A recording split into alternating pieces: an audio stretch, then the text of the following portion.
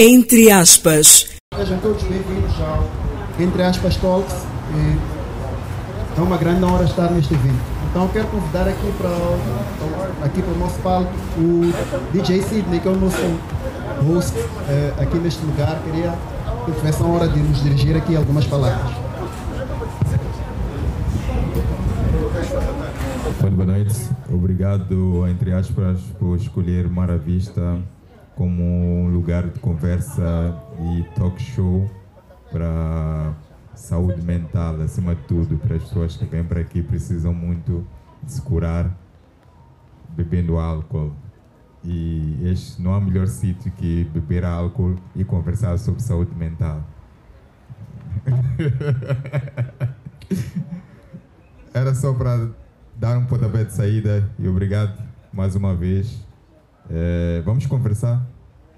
Os nossos oradores estarão aqui para nos explicar tudo sobre saúde e mais alguma coisa. Obrigado.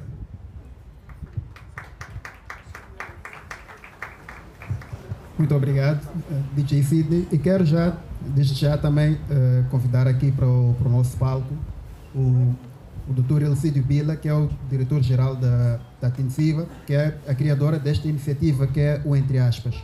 Quero, por favor, convidar aqui. Vamos recebê-lo com uma salva de palmas, por favor.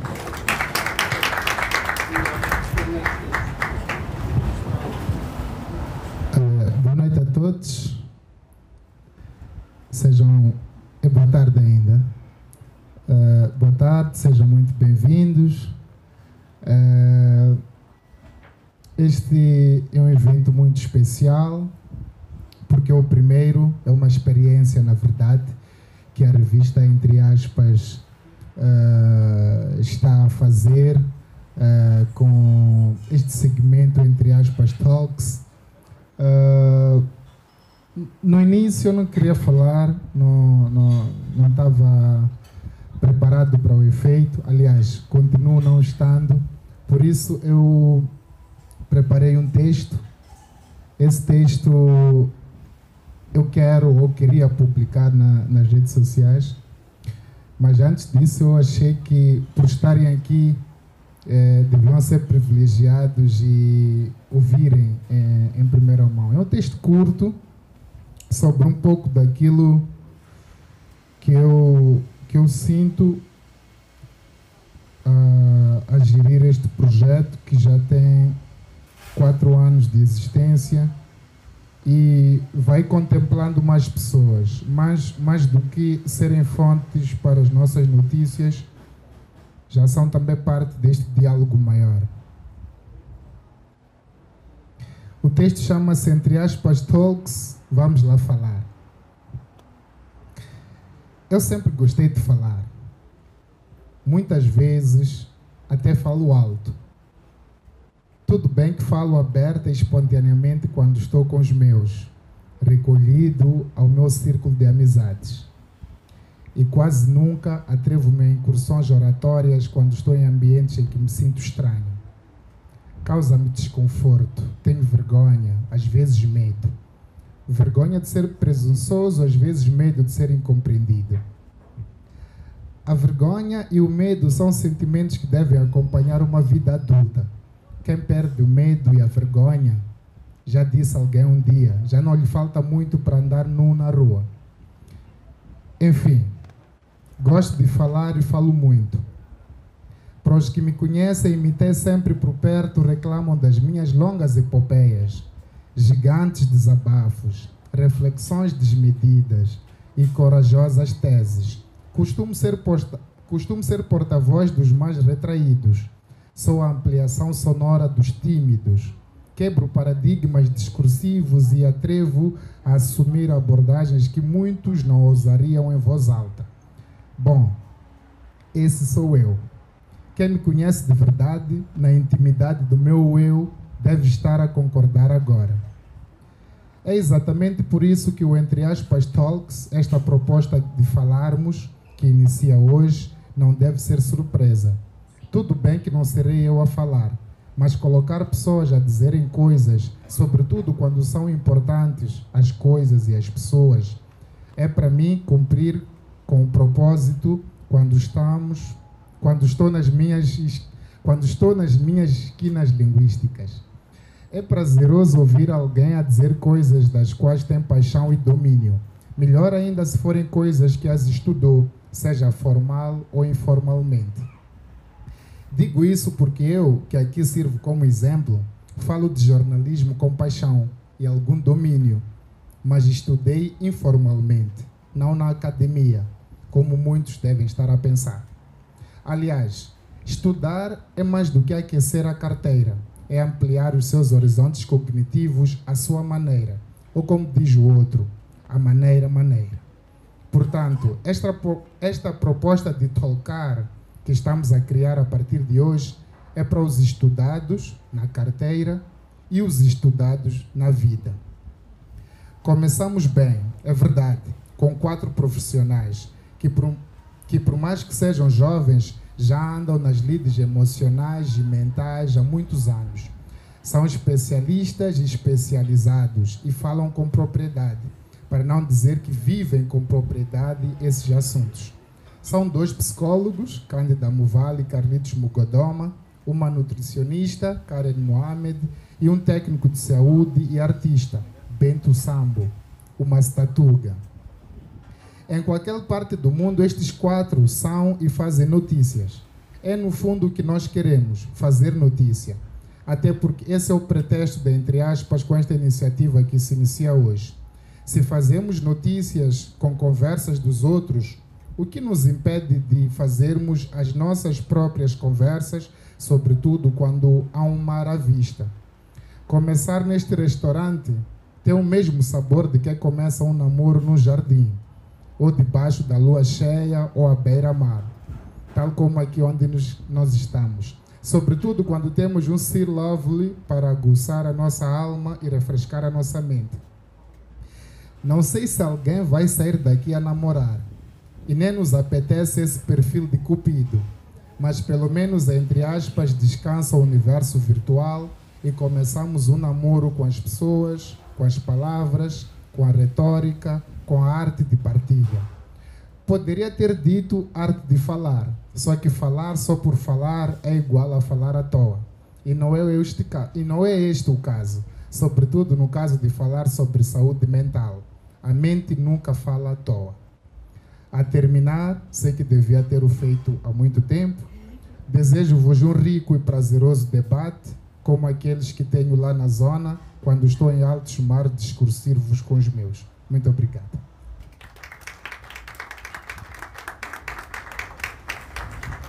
Muito obrigado.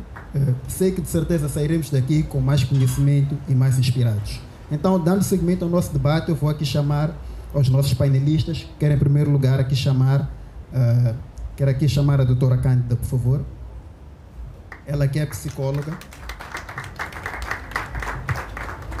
Quero chamar também o doutor Carlitos Mugodoma, por favor.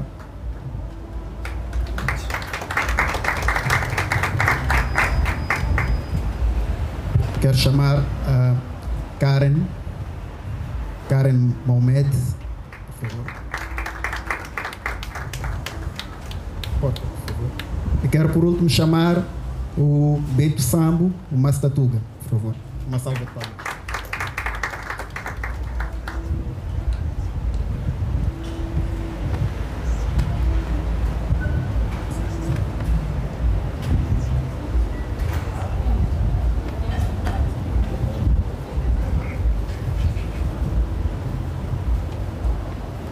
Pronto, como é sabido por todos, este debate tem a ver com o Setembro Amarelo, que é realmente uma coisa muito inspiradora. Por quê? Porque o Setembro Amarelo nos remete à luta contra o suicídio, que é um problema mental, que é um problema que tem acontecido muito na nossa sociedade. Então, eu quero começar primeiro por falar com a doutora Cândida, ela que é psicóloga e tem esse perfil, explicar, e gostaria de perguntar, na verdade, o que é saúde mental? Obrigada, boa noite. Não sei se é boa tarde ainda, mas sintam-se todos cumprimentados. O meu nome é Cândida Muvale. Quero agradecer pelo convite por estar nessa primeira edição do Entre Aspas Solk. Espero que nós possamos batizar bem para que haja mais pessoas. E quero agradecer a cada uma das pessoas que se encontra aqui. É raro no meio de semana, em plena quarta-feira, esse horário, as pessoas chegarem para falar de saúde mental num local não muito habitual. Então, dão todos os parabéns por isso. Respondendo a sua pergunta, bem, saúde mental é além da ausência de uma doença mental ou transtorno mental. É sim um bem-estar emocional, psicológico e social que as pessoas têm. Elas estão bem, encontram-se em equilíbrio de lidar com os problemas que existem no seu dia a dia, mesmo se existir uma doença mental. Há muita gente que sofre de depressão, ansiedade, até transtornos mais graves como esquizofrenia, mas as pessoas fazem tratamento, tomam medicação, fazem a terapia e se encontram bem mentalmente. Então, saúde mental é quando tu te encontras num estado satisfatório da vida, consegues conhecer os seus pontos fortes e os seus pontos fracos, sabes lidar com os problemas adversos que ocorrem rotineiramente na sua vida. O stress está numa medida onde tu consegues lidar e procurar uma satisfação. E consegues, acima de tudo, contribuir de forma ativa na tua sociedade e com as pessoas que se encontram à tua volta. É isso. Pronto. Já agora, puxando para o nosso tema de hoje. O que é que leva uma pessoa a ter a ideia de tirar a própria vida, a cometer suicídio? Bem, nós estamos a falar de saúde mental nos jovens e, infelizmente, os jovens na faixa dos 15 aos 29 anos, estima-se, segundo a Organização Mundial de Saúde, que são os mais propensos a cometerem suicídios, adolescentes e jovens. As estatísticas indicam que, por ano, cerca de 800 mil pessoas cometem suicídio no mundo. Isso quer dizer que a cada 40 segundos uma pessoa cometeu suicídio.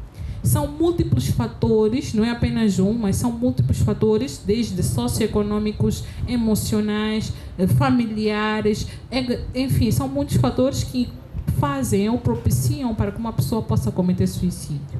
Mas em muitos casos de suicídio existe presente uma doença mental que se encontra depressão num período grave.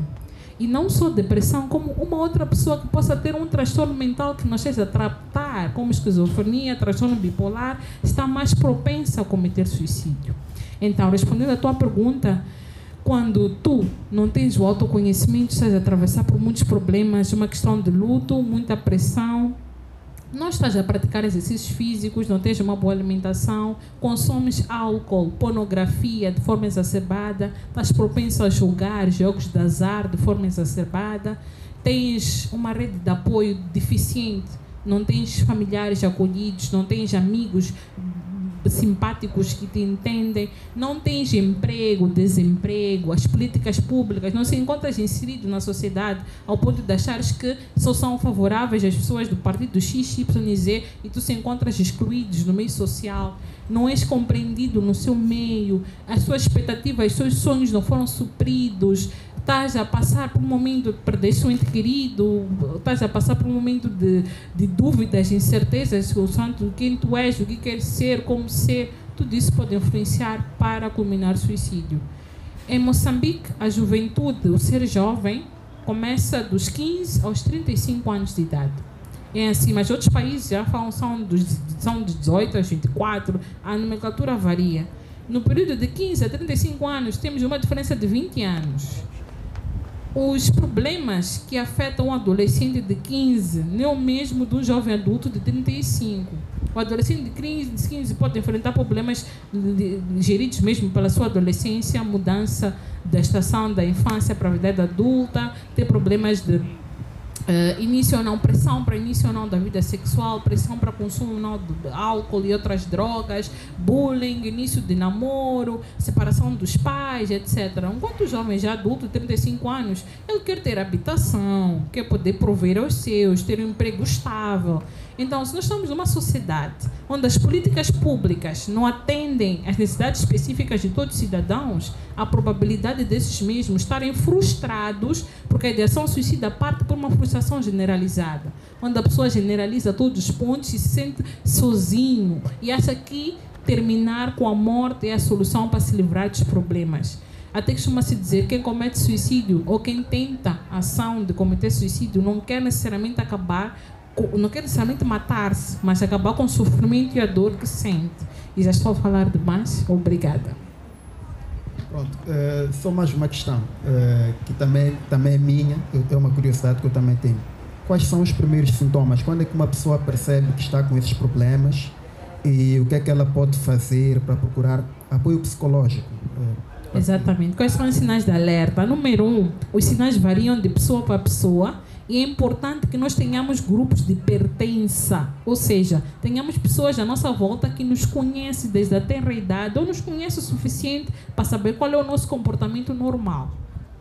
Por exemplo, se é alguém que outrora gostava muito de estar a falar com outras pessoas, tal como o Elcídio disse, gosta de falar com os seus, é alguém que é talkativo, gosta de comunicar, gosta de lançar piadas, de repente inverte o cenário, passa a se isolar mais, não está mais em comunhão com os outros, pode ser um sinal de alerta.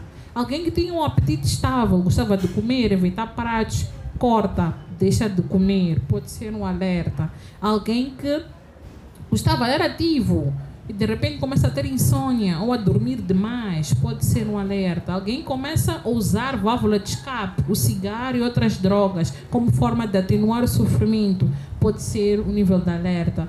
Alguém que de repente começa com muita irritabilidade, nervosismo, estresse exacerbado ao ponto de gritar com as pessoas, perder a paciência, não gostar de estar em comunhão com os outros, também pode ser um alerta. E o contrário disso também pode ser. De repente a pessoa que era tímida, quieta, começa a ser muito agitada, agressiva, pode estar a consumir uma droga psicoativa ou estar num período de estresse e acha que aquilo pode lhe fazer relaxar ou não. Então, por essa razão, nós precisamos conhecer os nossos. Dentro de uma casa, a família, que infelizmente deveria ser o pilar, mas muitas vezes uma ser propensa a traumas e muitas deficiências, a família deve conhecer os filhos que tem, uma mãe, um pai, deve conhecer o meu filho, como é que ele age normalmente no seu dia a dia, como é que ele reage em situação de estresse, e estar em alerta a qualquer mudança de comportamento que dure mais de 3 semanas, 4 semanas, dizer, epa, vem cá, o que é que está a acontecer, o que é que se passa contigo? Inclusive, nós como amigos, ser alguém que gostava de lançar memes lá no grupo,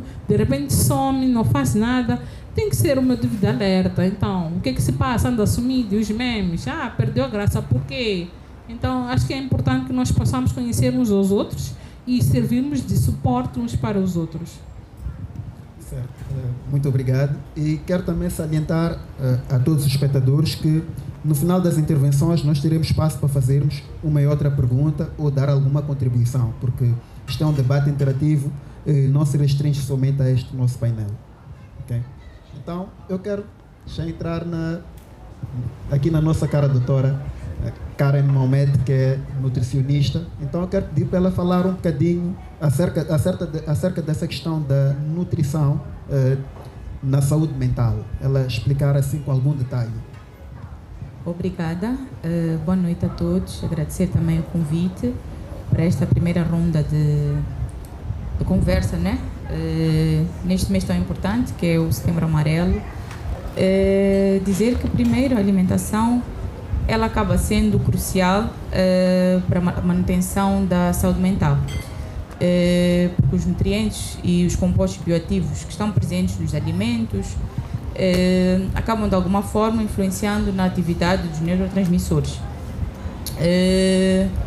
E a deficiência de alguns nutrientes, como são as vitaminas e minerais, principalmente o ômega 3, o magnésio, a vitamina B2, as vitaminas do complexo B e o triptofano que é muito importante para a síntese ou produção de algumas hormonas e neurotransmissores, como é o caso da serotonina, que sempre ouvimos falar, às vezes eu até gozo, eu digo, minha serotonina está baixa hoje, preciso de comer algo que melhore a minha serotonina. Então, o triptofano é um aminoácido muito importante para a produção deste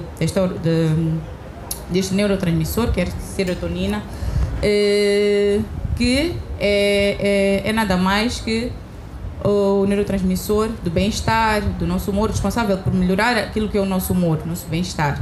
E a melatonina, que é uma hormona responsável por regular o nosso sono. Então, se há algum desequilíbrio destes, é mais provável que a pessoa venha desenvolver estes transtornos psicológicos que a doutora Cândida esteve aqui a falar, que é a depressão, a ansiedade, tenha transtornos para dormir ou mesmo alterações no seu humor. Então, daí que é muito importante que haja equilíbrio naquilo que a gente come. E hoje em dia, infelizmente, tanto por conta das nossas 1000 tarefas que temos, já não temos o hábito de cozinhar os nossos alimentos, comer o mais natural possível e cada vez mais, por conta da correria do dia a dia, vamos trocando a nossa alimentação e comendo cada vez mais alimentos ultraprocessados, alimentos ricos em gorduras, ricos em açúcar, que em algum momento acabam sendo alimentos vazios em termos nutritivos. E como eu bem falei no início, estes nutrientes acabam contribuindo muito para aquilo que é o bem-estar. Mas objetivamente, em termos de alimentos, vamos trocar em 500, né? Porque falamos acerca de substâncias, falamos de termos muito técnicos, mas em termos muito genéricos, qual é o tipo de alimentação adequada para uma pessoa? Relativamente a estes nutrientes que eu estive aqui a falar, destrinchando, né, em 500, alimentos que são ricos em magnésio, que ajuda muito nessa questão da saúde mental.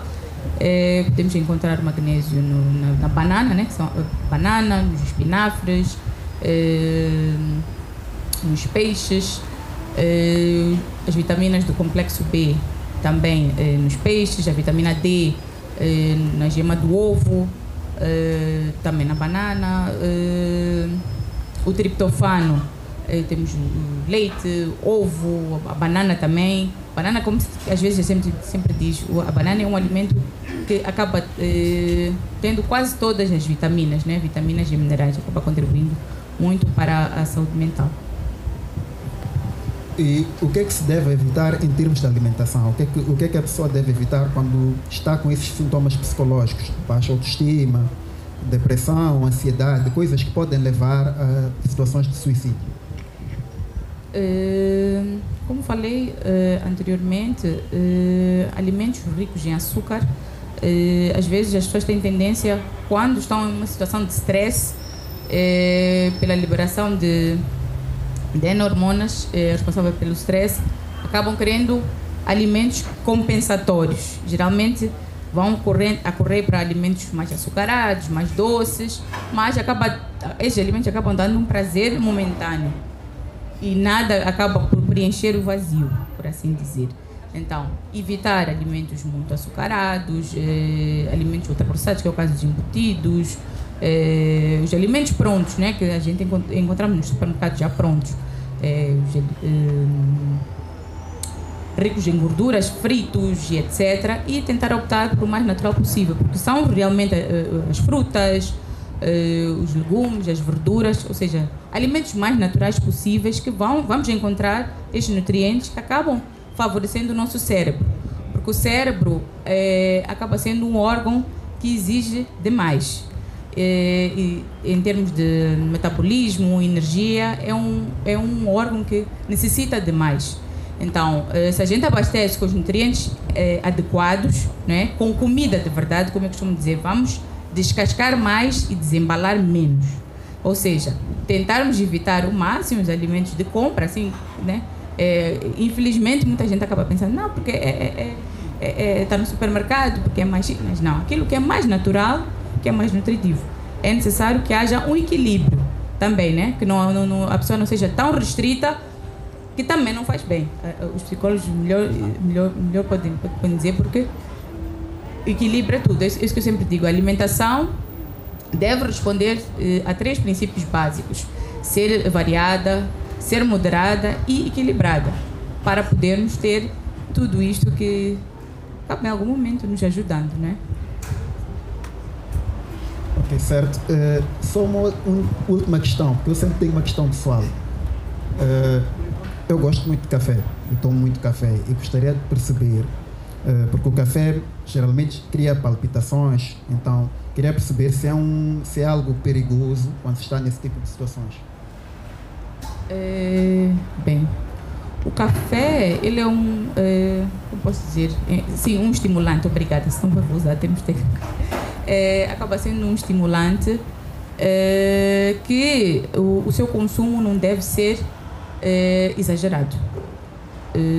Se a pessoa tem propensão a determinadas doenças, por assim dizer, o seu consumo deve ser realmente moderado. Mesmo aquela pessoa que não tem propensão para hipertensão, por aí fora, deve consumir de forma moderada. Aquilo que eu sempre digo, a alimentação deve ser no seu todo moderada. É saudável beber água? É sim, mas também não vou exagerar na quantidade, né? Tem que haver moderação, equilíbrio. Ok, nós estamos num debate interativo e também temos que tornar o ambiente mais leve. Nós, na verdade, temos que amar.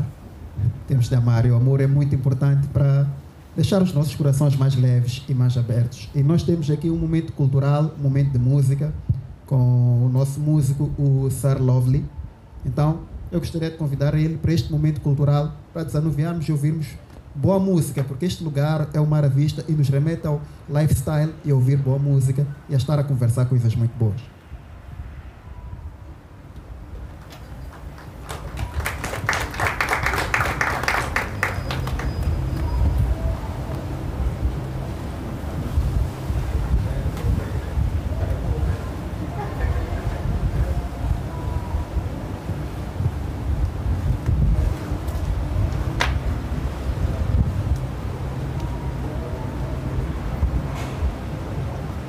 Boa noite.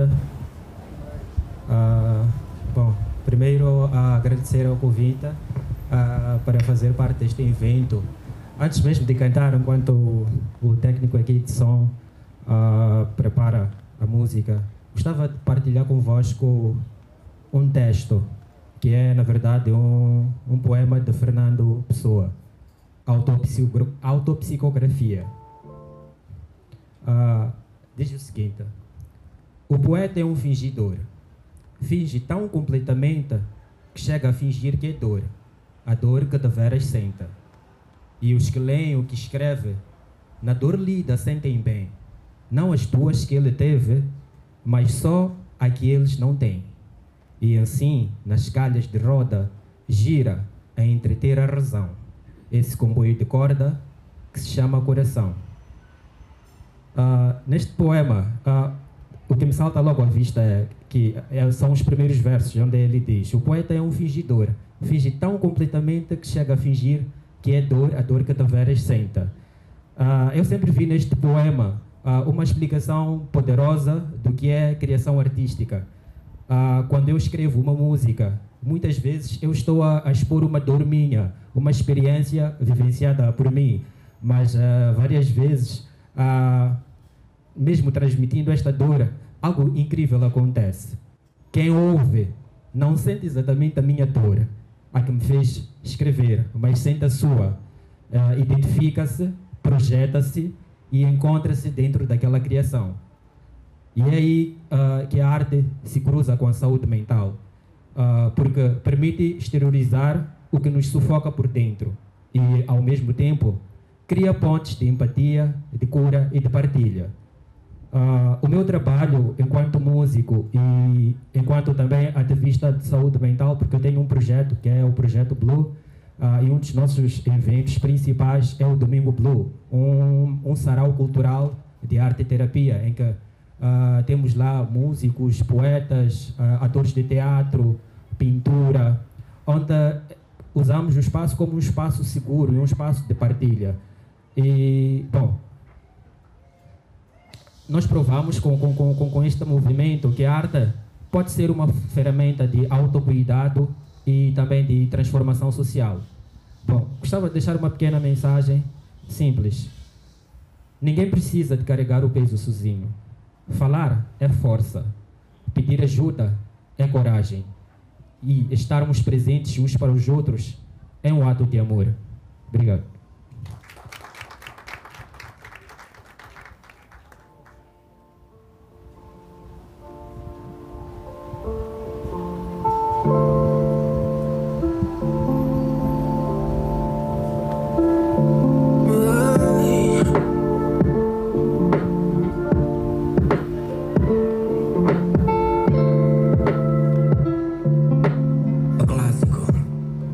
Por vezes gastas só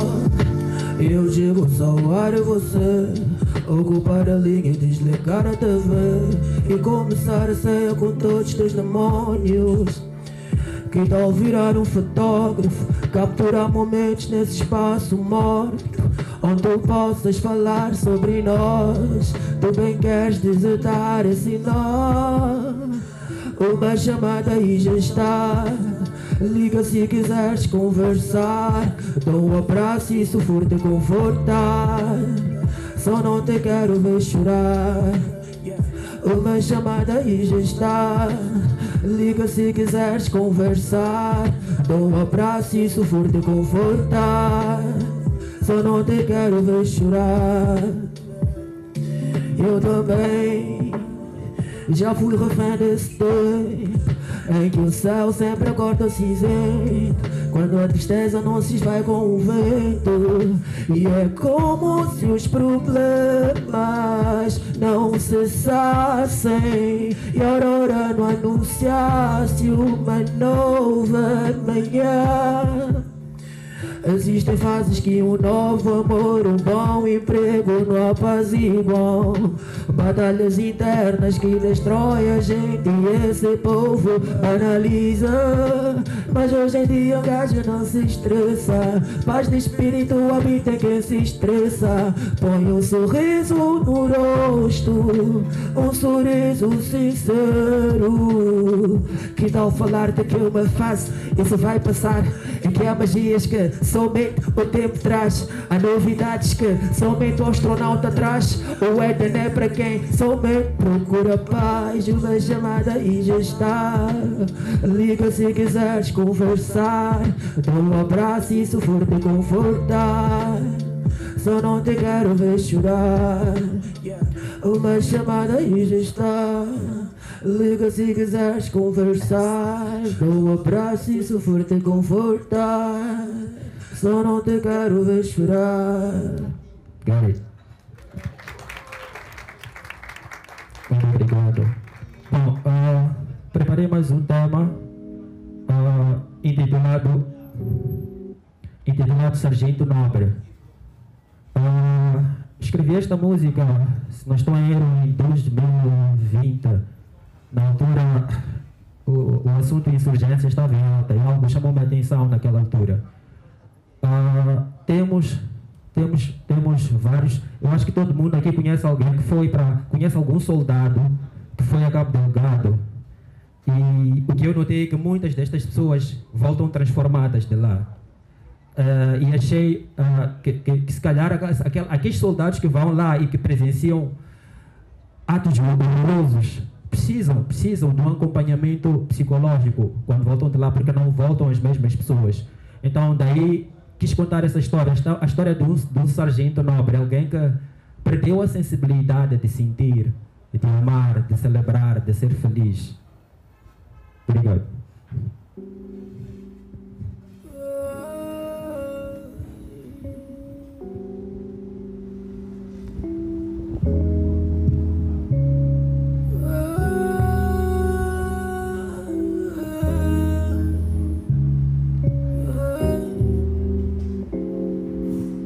Ensina-me a tratar com jeito. Antes da cama vem o beijo. Ensina-me a ser nobre. Quero ser nobre. Pegar na tua mão, me guiar pela tua direção. Ensina-me a ser nobre. Quero ser nobre. Os idosos avisaram-nos que tua beleza é uma mina. Decapita, descarrega tudo numa morte que não termina. Mataste muitas corações, mas ficou lá, tá sempre. Desculpa. Desculpa. Deixa só falar do bom, dos nós que fazem o bom. Obrigado. Bom, estamos aqui a tratar de saúde mental e eu deixei-me levar pela emoção. Então, se não for um problema, eu preferia fechar com a música. Permitem? Obrigado.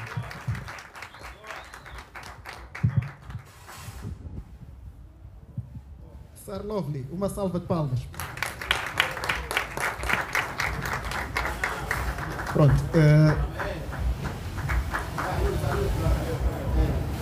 Muito bem, muito bem. uma das grandes preocupações que nós temos hoje em dia é com a nossa vida profissional. Por quê? Porque há problemas que têm acontecido a milhares de jovens, até para pessoas adultas, de facto, que é o burnout. As pessoas de repente começam a ter esgotamentos psicológicos, já não conseguem trabalhar, começam a ter problemas e não conseguem ter um bom desempenho profissional e acaba lhes gerando frustração e depressão. E há pessoas que até acabam por se matar, por se suicidar, tirar a própria vida por causa de questões profissionais. Na senda deste comentário, eu gostaria de ouvir o parecer aqui do Dr. Carlitos Mugodoma, ele que é psicólogo também e é especialista em RH. E, diga-se de passagem, foi o melhor aluno do curso em 2023. Obrigado. Está aqui, por favor. Obrigado. A questão do estresse ocupacional. Eu pessoalmente falando, tenho muito medo quando se usa os títulos de doutor. Me chamo mesmo de Carlitos.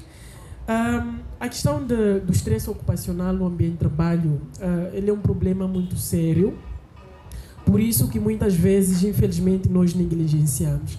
Mas como é que este processo geralmente começa? O que é o estresse ocupacional ou o estresse no ambiente do trabalho? Muitas vezes, do nada, o meu gestor vai dizer, por exemplo, Carlitos, peço para que venhas à minha sala, nós vamos ter uma reunião. E eu, sem saber, me pergunto, vamos ter uma reunião para o quê? Qual vai ser o tema? E eu começo a desenvolver mais ou menos, o meu corpo automaticamente eu começo a sentir calafrios, eu até começo aqui a suar. Vou naquela reunião e converso com o gestor e saio. Mas numa outra situação em que eu tenho uma função e naquela função eu começo a desenvolver muitas atividades.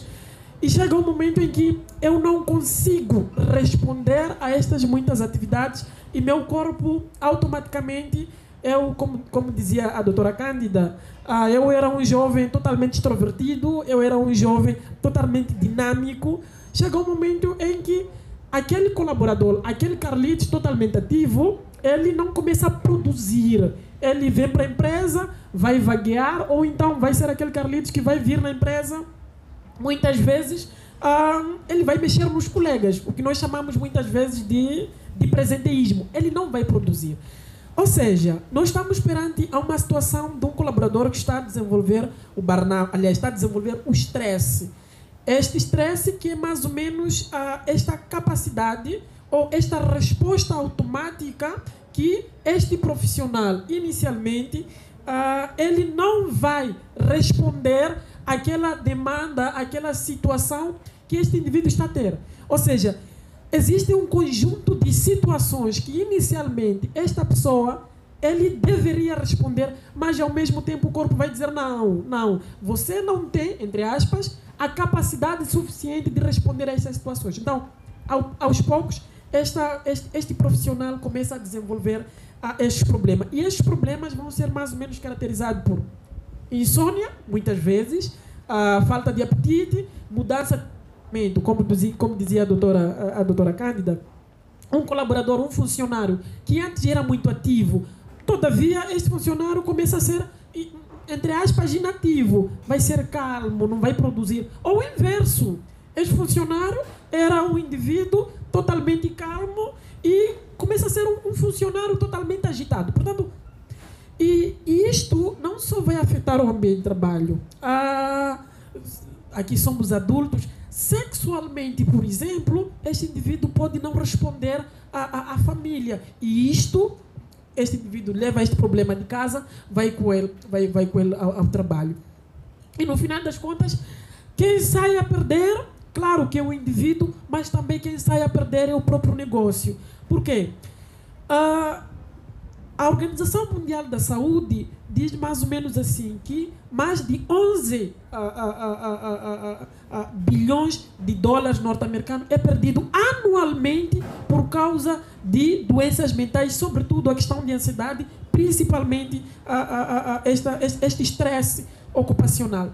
E quando não bem gerido, este estresse, ele acaba desencadeando o que nós chamamos do burnout, que é mais ou menos o fato desse estresse ser repetitivo e biologicamente falando, este indivíduo nós vamos ter aqui uma espécie de umas gotas, umas gotas não muito boas para a saúde, o que os médicos chamam mais ou menos de substâncias, entre aspas, tóxicas.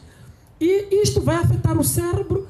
Este estresse prolongado vai ser o famoso estresse crônico, e nós vamos ter aqui um funcionário mais tarde a desenvolver o burnout. O burnout é já um estágio mais perigoso, em que, na maior parte das vezes, esse funcionário, infelizmente, pode ser afastado do local de trabalho, e a empresa, juridicamente falando, na própria lei de trabalho, esta empresa pode pagar pelo funcionário. Portanto, seria mais ou menos essa pronúncia de conversa.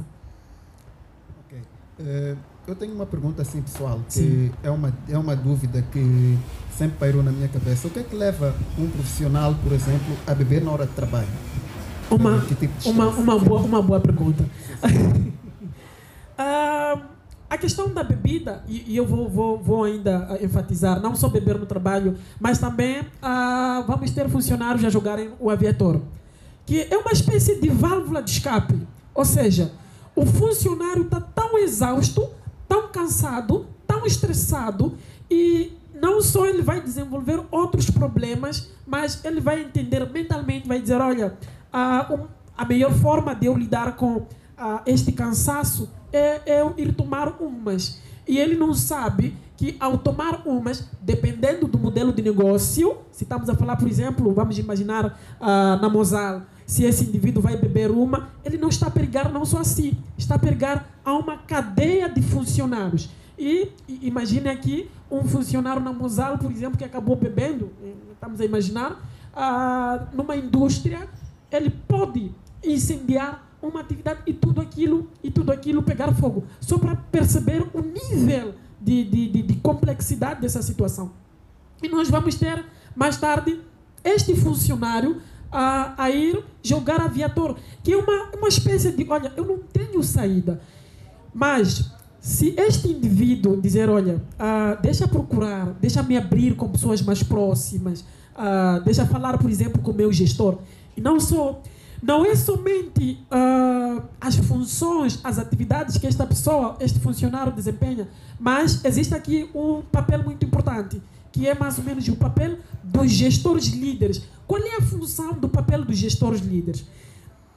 Nós estamos a viver numa era em que o trabalho ele exige mais dos gestores líderes, os donos da empresa, e esses gestores líderes vão exigir do funcionário, vão querer lucros, só que esta forma de exigir vai fazer com que o próprio funcionário ele esteja tão desgastado consigo mesmo, ao ponto de não conseguir responder estas demandas todas, e no final este funcionário ele vai ficar doente. Portanto, respondendo à sua pergunta, não é necessariamente que este indivíduo ele vai beber porque está na sua forma de saúde mental normal, considerável. Não, é uma válvula de escape. Muito obrigado. Obrigado. Pois, e pronto, nós vamos entrar numa parte, na verdade, que é uma parte que eu gosto muito, que é a parte da área da saúde. E por que eu gosto muito dessa parte? É que ela mexe com a parte, por vezes, de alguns traumas. Eu tenho aqui ao meu lado o Bento Sambo, que para além de cantor, para além de músico, ele é escritor, e ele é também enfermeiro, e é especializado em cuidar de fuzileiros navais. Estou certo? Cuida de militares e cuida de pessoas que geralmente passam por traumas de guerra, traumas de situações violentas e entre outras situações de saúde. Eu queria perceber uma coisa, Bento.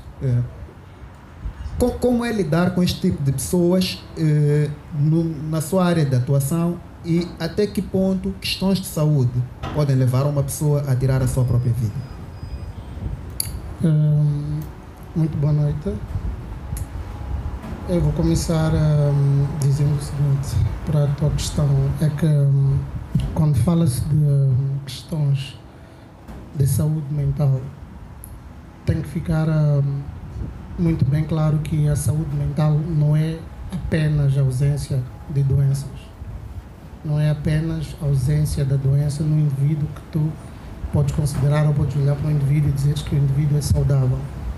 A saúde mental, numa forma assim resumida, dentro da bola, é o equilíbrio. Nós sabemos de antemão que a nossa mente é multifacetada. Na nossa mente tem a parte da cognição, tem a parte da memória, tem a parte das emoções, tem a parte da linguagem e alguns outros elementos que fazem parte, que vão ficar lá no interior, que vão ficar armazenados no interior, é por causa da música, já está tocada provavelmente assim, mas que vão ficar lá no interior armazenados naquela zona que nós chamamos de hipocampo. Quando a doutora estava a falar, citou muito bem essa questão de mudanças de comportamento, tanto para o positivo ou para o negativo. E na área militar, sobretudo, nas pessoas que vão para as batalhas, nas pessoas que voltam da batalha, este é o primeiro sinal, o primeiro sintoma, podes usar o termo que quiser, mas é a primeira questão que tu vais perceber na pessoa. É alguém que pode ir hoje, vamos supor, é destacado hoje para Cabo Delgado, para ir combater numa missão lá contra os insurgentes, volta 9 meses depois. Este indivíduo, claramente que não vai ser o mesmo indivíduo que foi para a questão da batalha, não vai ser o mesmo indivíduo, ou ele vai voltar de lá muito mais calmo, ou ele volta de lá muito mais agitado, ou ele volta numa questão de bipolaridade. Então, essas questões são muito sensíveis, são muito importantes, e é por isso que quando tratamos de questões de saúde mental, principalmente a nível militar, infelizmente, em Moçambique ainda não temos assim obras, ainda não temos um projeto claro sobre qual é o tratamento que deve ser feito. Não é só o militar que vai ao combate, é o militar também que vai à desmobilização, é o militar também que vai ser inserido ou volta para inserir-se na comunidade de forma ativa. Alguém que foi praticar, aprendeu a usar a arma, aprendeu a usar golpes, aprendeu a matar, se calhar teve batalhas, matou quem matou ou sobreviveu a traumas muito pesados. Ele, quando volta à sociedade, tem sim de haver um plano de reabilitação deste militar, tem de haver um plano de enquadramento deste militar à sociedade. Então é uma questão muito vasta e, como eu estava aqui a dizer, as questões mentais são muito fundamentais, porque os problemas da mente são tão pequenininhos, mas tão pequenininhos que são ignorados no dia a dia. A doutora, quando estava a citar também, referiu uma coisa muito importante: ninguém vai cometer o suicídio por acaso, ninguém comete suicídio porque ele propositou fazer o suicídio. A pessoa está esgotada, é um cansaço mental, é um túnel em que a pessoa, as obras que falam sobre o suicídio, as obras que falam sobre as pessoas que sobreviveram ao suicídio, há um relato de que a pessoa naquele momento entra num estádio, num túnel da mente, que a pessoa já não tem mais volta. O único escape que tem a mente é como se a mente dissesse: eu tenho que apagar, tenho que desligar tudo, e a vida tem que acabar e continuar.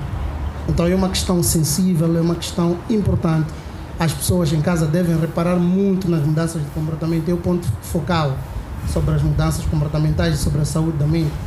Na mudança comportamental é o primeiro ponto nas pessoas. A pessoa vai ficando muito irrequieta, ou vai ficando muito agitada, ou vai usando muitas drogas. Por exemplo, levando isto para um lado um bocadinho assim social. Nós temos no intervalo, por exemplo, de cerca de 100 jovens, se nós tivermos um intervalo de 100 jovens, nós pedimos aqui um grupo amostral, ou uma amostra aqui de 100 jovens, nós vamos perceber que naqueles 100 jovens, nos 100, cerca de 2% ou 3% é que podem ter uma vida mais ou menos aceitável, não se drogam. Quando eu digo drogar, não estou a dizer beber um copo de cerveja, estou a falar de beber o álcool ao extremo, fumar as drogas ao extremo. A pessoa vai ao limite, porque a pessoa, quando amanhece, quando anoitece, quando está de tarde, a única coisa, o único escape que tem é aquilo. Então é uma questão muito importante, é fundamental. Então, na área militar, sobretudo, é mais pesado, porque funciona muito a ordem, não é? É possível que a pessoa relate um problema sério da mente e que seja observado como se fosse uma forma da pessoa querer arranjar uma forma de escapar, de não fazer as atividades. Então é muito mais especial prestar atenção, mas também é muito positivo. Okay. há uma outra questão que chamou-me a atenção quando vi assim no seu perfil e também quando conversávamos. Eu sei que é um homem de fé. Então, gostaria que me explicasse, em termos de espiritualidade, qual é a saída? Onde é que a espiritualidade pode ajudar alguém a vencer os seus traumas, os seus medos, os seus receios? Até que ponto isto pode evitar situações de suicídio? Muito bem. Em termos de espiritualidade, nós estamos numa sociedade praticamente mista, não é? Tem algumas pessoas que acreditam muito, ou seja, têm fé. As pessoas que têm fé acreditam em Deus, acreditam em Alá, acreditam em Buda, acreditam, sei lá, procuram algum ser superior para poder justificar ou para poder alimentar o seu próprio ego ou o seu próprio espírito. Tem aquelas pessoas que acreditam mais na parte tradicional do assunto, acreditam no curandeiro, acreditam nos masiones, acreditam na tradição africana e tudo mais. E tem aqueles que são mais acreditados no universo, acreditam nas estrelas, acreditam nos cosmos, sei lá, essas coisas todas. A espiritualidade, ela funciona como que nas pessoas? Ela funciona como uma força motriz, é uma força que vai dar vida à pessoa. A pessoa vai ter um propósito para poder viver. É aqui na espiritualidade onde a pessoa também vai aprender a lidar com as suas emoções, vai aprender a lidar com as suas derrotas, vai aprender a lidar com os seus medos, vai aprender a lidar com toda aquela grelha de circunstâncias de vida. É por isso que é importante ter a espiritualidade. Quer a pessoa acredite no sapato, quer a pessoa acredite numa colher, a espiritualidade é aquela fé interior que a pessoa tem, que leva a pessoa a fazer coisas grandes ou a ter uma visão maior do que aquela que a pessoa vive hoje. Certo. Muito obrigado, Bento. Então, eu quero pedir uma salva de palmas aqui aos nossos painelistas. E é de facto, na verdade, isto foi um masterclass da parte deles. E eu saí a conhecer muita coisa que eu não imaginei que fosse conhecer. Eu estou, de facto, muito feliz, mas acredito que não sou somente eu que tenho dúvidas pessoais, tenho questões. Então, acredito que hajam também questões da parte da plateia. Então, eu quero, de facto, abrir esse espaço para quem tem alguma questão. Pode simplesmente levantar a sua mão. Alguém daquele lado tem uma questão? Esse microfone.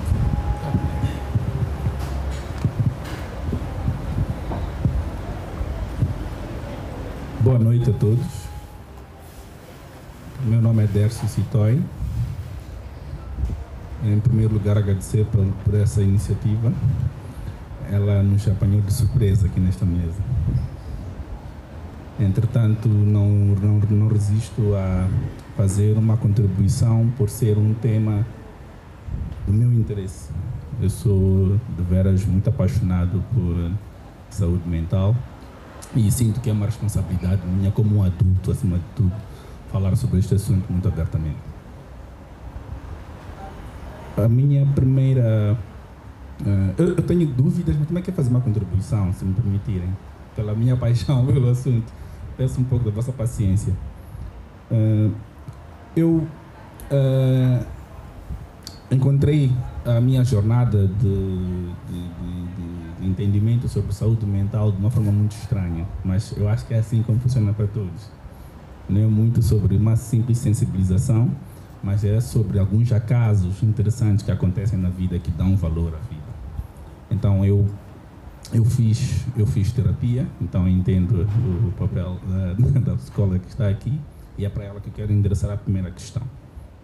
Porque o que acontece, e é o meu entendimento, o que acontece com o nosso processo de melhoria sobre o nosso cuidado, autocuidado, é muito na direção das escolhas que nós fazemos e nos permitimos fazer. Muito em especial, escolher aquilo que precisamos e não aquilo que queremos. E a vida muitas vezes nos conduz a fazermos escolhas daquilo que nós queremos e achamos que o que nós queremos é o mais importante e não temos a percepção real do que é que nós precisamos, e é aí que começa uma nova jornada. Então a minha questão primeira é: como é que se mobiliza pessoas para seguirem uma jornada de escolhas na direção daquilo que precisam e não daquilo que querem. Numa sociedade como a nossa, numa urbanidade como a nossa, numa dinâmica social como a nossa, como é que nós mobilizamos pessoas a fazerem escolhas na direção daquilo que elas precisam e abdicarem daquilo que elas querem?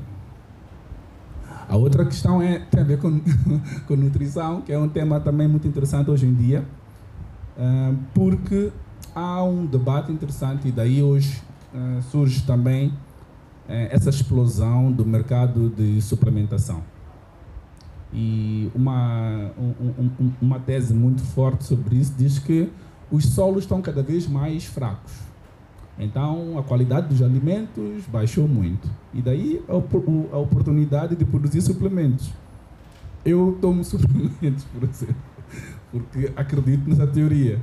Agora, a questão é, como é que, voltando para o que disse, não sei se é médica, mas como disse a nutricionista, que temos que comer mais do natural. Entretanto, o natural hoje disse que uma cenoura de 2025 não é igual à cenoura de 90. Como agora, então, estimular o consumo do natural e se é real que estamos a comer o que é natural neste campo de suplementação? Então, essas eram as minhas duas, essa era a minha contribuição e essas duas questões, e muito obrigado. Então, alguém mais tem alguma pergunta? Tem alguma contribuição?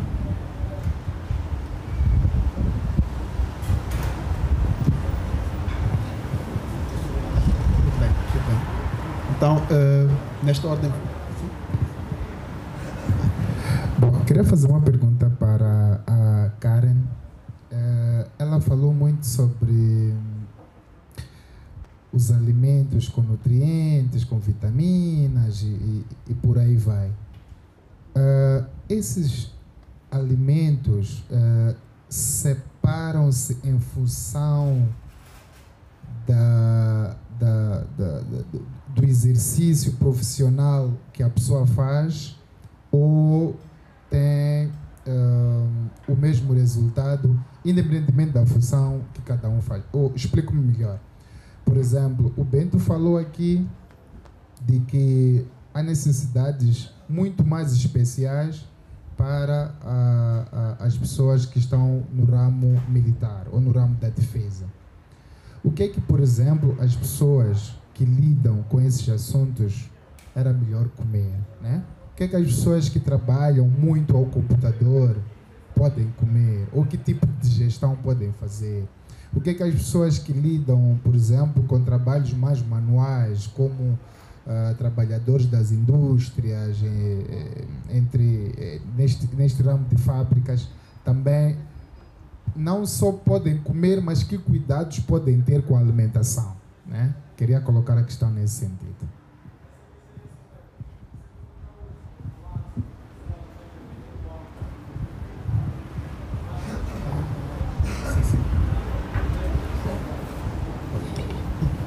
Alô, boa noite. Obrigada, Citói, pela questão. Uau! A vida adulta é mesmo isso. A vida adulta nos ensina, caso nós não tenhamos aprendido na infância e na adolescência, a fazer o que precisas e não necessariamente o que se deseja.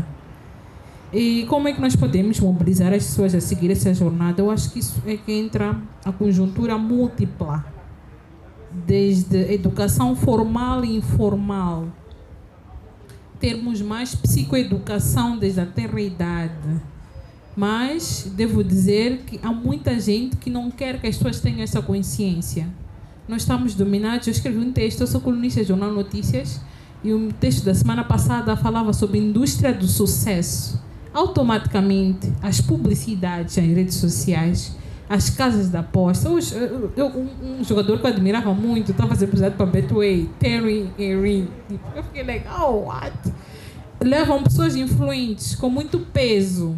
E essas pessoas publicitam. E automaticamente, tanto estamos ligados às redes sociais, estamos a fazer scroll e vemos aquilo e nos sentimos atraídos. Vai, pisa nesse link, vais ganhar milhões pelos depoimentos. 2x3, a indústria da moda, parece que o bonito é ser magro, agora fazendo os procedimentos estéticos. Eles investem muito dinheiro na publicidade, no marketing e fazem com que nós automaticamente desejemos o que nós não queremos. E parar de gastar com futilidade, já dizia essa Gaia. A indústria quer, estamos num mundo consumista, por essa razão precisamos nos policiar mais. E essa consciência pode ser ganhada desde a tenra idade, na educação em casa. Não é porque estão a publicitar o sorvete e tal, que aqui em casa vai ter sorvete e tal, não é nutritivo, vale a pena comprar a banana. E para os pais e a mãe ser firme nisso. Não é porque agora o Stitch está na moda, quero pasta de Stitch, 2x3 Stitch acaba, quero Ana Montana, 2x3 ficou fora da moda, quero... É isso, estamos numa sociedade consumista e fazem de propósito, mesmo para nós ganharmos, mesmo para nós gastarmos.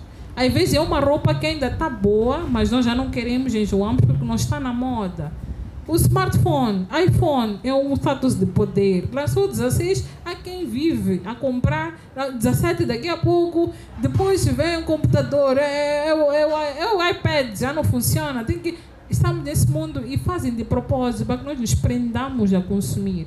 Estamos hoje num mundo onde vale mais ter do que ser. Tu és julgada pelo carro que tu andas, pelo telefone que tu tens, pela casa onde vives, ou então aparentas viver, porque muita gente vai a um condomínio, tira fotos e diz que é casa dele, está no groove, quando entrou lá só com uma cerveja, diz que está a ver vidas largas. As meninas, lifestyle é extensão e unhas, e acha que aquele é o máximo. Quando fez no da esquina e diz que fez o Nelson, não sei o quê. Estamos a ver muito da aparência. Estamos no mundo ainda. O aparente é que vende mais. Porque há pessoas que têm muito poder e não se ligam, mas tu, se não chamas a atenção, não te faz acontecer, já não existes. Eu posso ter ido a Belém nesse final de semana, mas se eu não postei, considero que não fui. Então estamos num mundo onde os valores estão a ser perdidos, onde as pessoas estão de pernas para o ar, e é muito difícil educar crianças e adolescentes a perceberem isso. Eu trabalho numa escola privada aqui em Maputo e eu tenho recebido diferentes casos de adolescentes no meu gabinete. Alguns estudam lá, são magnatas, não posso citar nomes, são filhos de ministros e etc. Vêm com a ADC para a escola e nessa onda de sequestro. Até temos uma segurança reforçada na escola por conta disso, para que não haja sequestros e não sei o quê. E outros vêm de famílias humildes. Pais são pequenos empresários ou são funcionários públicos que querem investir numa formação privada, não porque é luxo, mas sim porque eles veem que a formação pública no nosso país é um desastre. Então eles querem dar educação. E são esses filhos que os pais não instruem e eles vêm chorar comigo no gabinete. Professora, eu estou a usar uma bombinha, usaram comigo porque eu não tenho iPhone, porque essa sapatilha de educação física eu repito todos os dias. E o pai não instruiu que, filho, tu estás nessa escola para estudar, para ter caminhos de comprar isso futuramente. Mas ele está na mesma turma de um tipo que o almoço vende não sei aonde, na hora. Que as viagens, ele não está no mesmo padrão, mas estuda naquela escola. Imagina o sofrimento de uma criança que é imatura ainda, que não está a ser forjada a saber lidar com essas coisas. E são coisas totalmente fúteis. 2x3 não é o iPhone que vai te ditar melhor aprendizagem, está errado. Não é o sapato que tu usas que vai indicar que tu vais ter um sucesso acadêmico, é errado. Mas é isso que se vende. Então, pais em gargajos de educação, temos uma missão acrescida, porque desde muito cedo os nossos alunos, os nossos filhos estão expostos a essa realidade com a globalização, estão expostos a conteúdos que nós não temos total controle. E hoje em dia nem precisa sair de casa para ter mais companhia. O telefone já te leva a mais companhias. Perceba, adolescentes já estão viciados em pornografia no nível que masturbam-se todos os dias e vêm falar com isso com muito sofrimento. E os pais sequer percebem em casa. Isso é que me chama a atenção. Então, vamos ter mais alertas, sim, educar a psicoeducação e fazer o seguinte, começamos a policiar para o autocontrole. Quem tu segues na rede social agrega valor? Tu só ficas a seguir guisa, luta de não sei quem com não sei quem e acha que aquilo é vida. Agrega valor porque na rede social também é um campo muito fértil para também adquirir conhecimentos para fortificar a tua saúde mental. Tu podes escolher em ir à dieta de Lola's Place, que fez não sei o quê e emagreceu quantos quilos e está aí a vender dietas que até pessoas têm insuficiência renal por seguir aquela dieta de uma pessoa que não é nutricionista, ou pode de fato seguir nutricionistas certificados. Pode-se optar na rede social e acompanhar pessoas que só possam vidas largas sem saber da origem daquela fortuna de onde vem, ou pode seguir pessoas que dão bons conteúdos de negócio, como gerir uma startup, que dão dicas de aprendizagem. Cabe a ti policiar e dizer a quem tu queres seguir, porque parecendo que não influencia na nossa mente, nada é esquecido, vai ao nosso inconsciente, começa a ser umas atitudes que parece estar a ser seguida por que tu queres, mas foste movido pela influência dos mídias. Tá bom? Obrigada. Bem, vou responder às duas questões que me foram colocadas. A primeira questão: se realmente precisamos suplementar, se a terra se os alimentos que saem da terra são realmente bons, ainda são bons. Eu vou entrar um pouco também na resposta que a Cândida deu. Nós hoje em dia somos muito bombardeados com marketing. Falo isso porque até que ponto será que nós precisamos realmente de suplementar? Será que essas ideologias, teorias de que não, precisa sim suplementar porque os alimentos já não têm as mesmas vitaminas, até que ponto foi feito algum estudo para ver que realmente esta cenoura, a cenoura de agora não tem a mesma vitamina A que a cenoura de 50 anos? Para mim, a cenoura ainda continua sendo a melhor fonte de vitamina A. A cenoura, a manga e dentre outros alimentos ricos em vitamina A. Nós estamos sendo muito hiper mega influenciados pela questão do marketing, a Cândida bem falou, que muitas das vezes, não, porque tu vais ao ginásio, então precisas de, automaticamente a pessoa nem procura saber como é que é a tua alimentação, porque a princípio a alimentação equilibrada, como eu disse, respondendo aos 3 preceitos, variada, moderada e equilibrada, deve responder aquilo que são as nossas necessidades nutricionais. A suplementação surge no caso de a alimentação por si só não ser suficiente. Mas o que eu vejo hoje em dia é que a pessoa nem faz nenhum exame para perceber como é que eu estou em relação, por exemplo, às minhas vitaminas, minerais, etc. Mas já parte, porque o meu amigo está a fazer suplementação com ômega 3, ômega 6, e disse que é exato, creatina, whey protein, e disse que é ótimo, que eu vou ter os mesmos resultados. Já estou a ir responder um pouco a sua questão de, sim, sem avaliação, sem nada, mas porque agora está na moda, porque vejo também muita gente está a suplementar vitamina D3. Acordou porque eu não estou, eu estou deprimido, disseram-me que é vitamina D3, vou lá suplementar. Eu, por acaso, há um tempinho também, eu estava sentindo muito cansada, etc.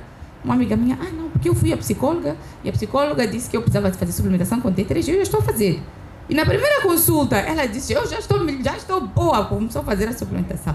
Então eu fiquei assim, talvez eu também estou a precisar também. E algumas amigas também, eu também estou a fazer suplementação com ômega 3, eu estou a fazer como dizer que acho que eu estou a ficar para trás. Mas como também o lado da ciência não está muito assim adormecido, né? Eu não vou começar a suplementar só porque a minha amiga está a fazer. Fui lá, fiz uma bateria de exames. E está tudo dentro dos parâmetros normais. Para dizer que nem sempre a suplementação é realmente necessária. Nós estamos sendo bombardeados todos os dias com a questão de pressão. Porque isto faz bem, porque o whey protein realmente é um bom suplemento para o caso da pessoa não conseguir atingir aquilo que é a sua necessidade de proteína. Mas parte do princípio que se a pessoa tiver uma alimentação equilibrada, vai sim responder àquilo que são as suas necessidades. Não sei se respondi à sua questão.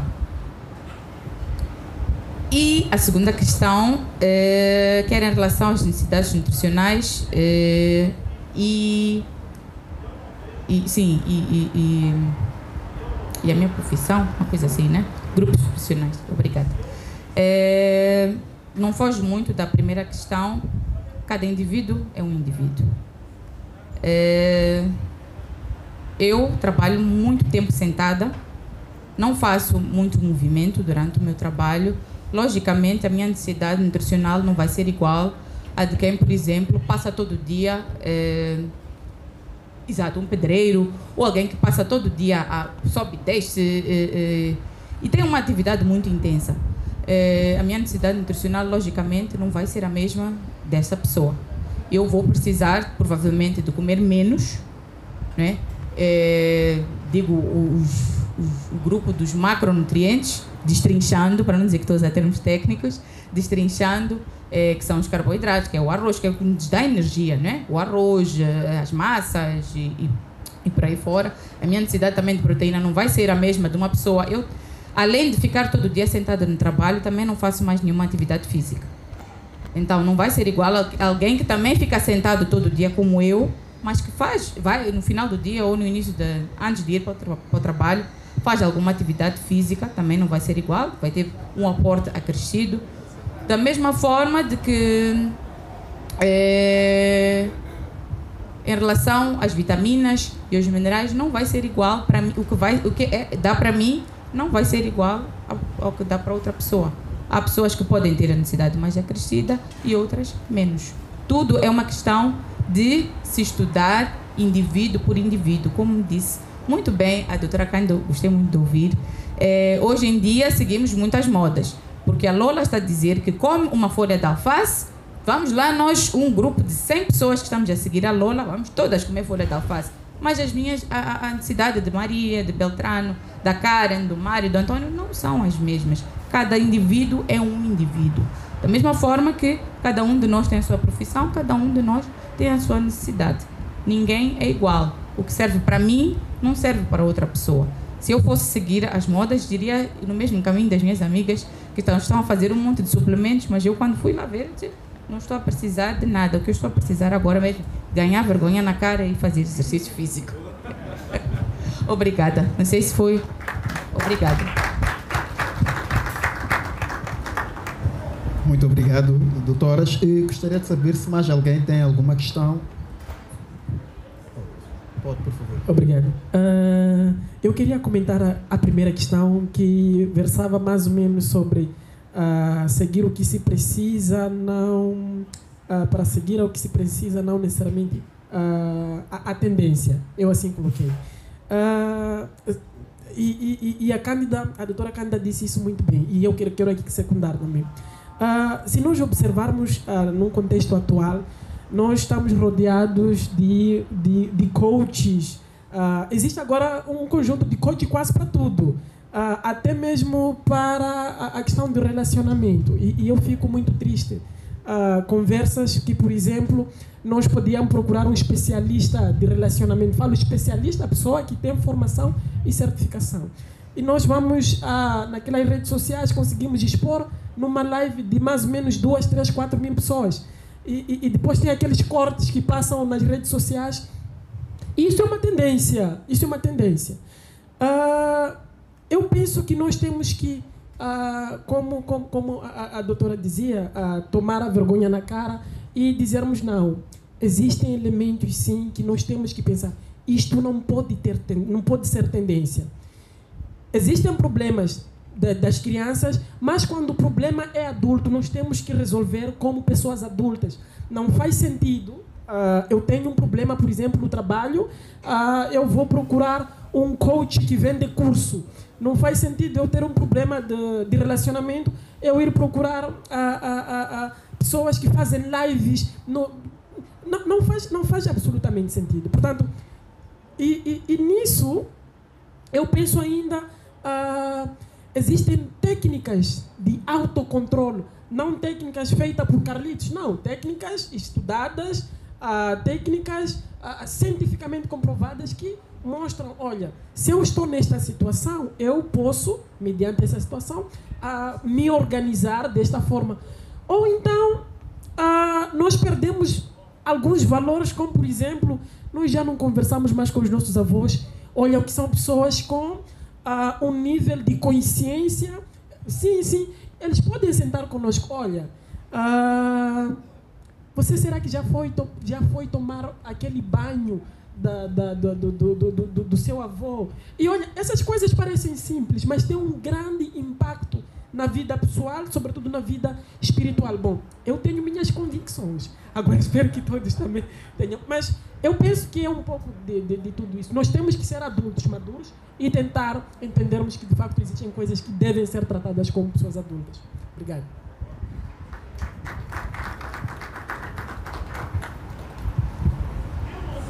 Então, alguém mais tem alguma contribuição, algum comentário ou alguma pergunta?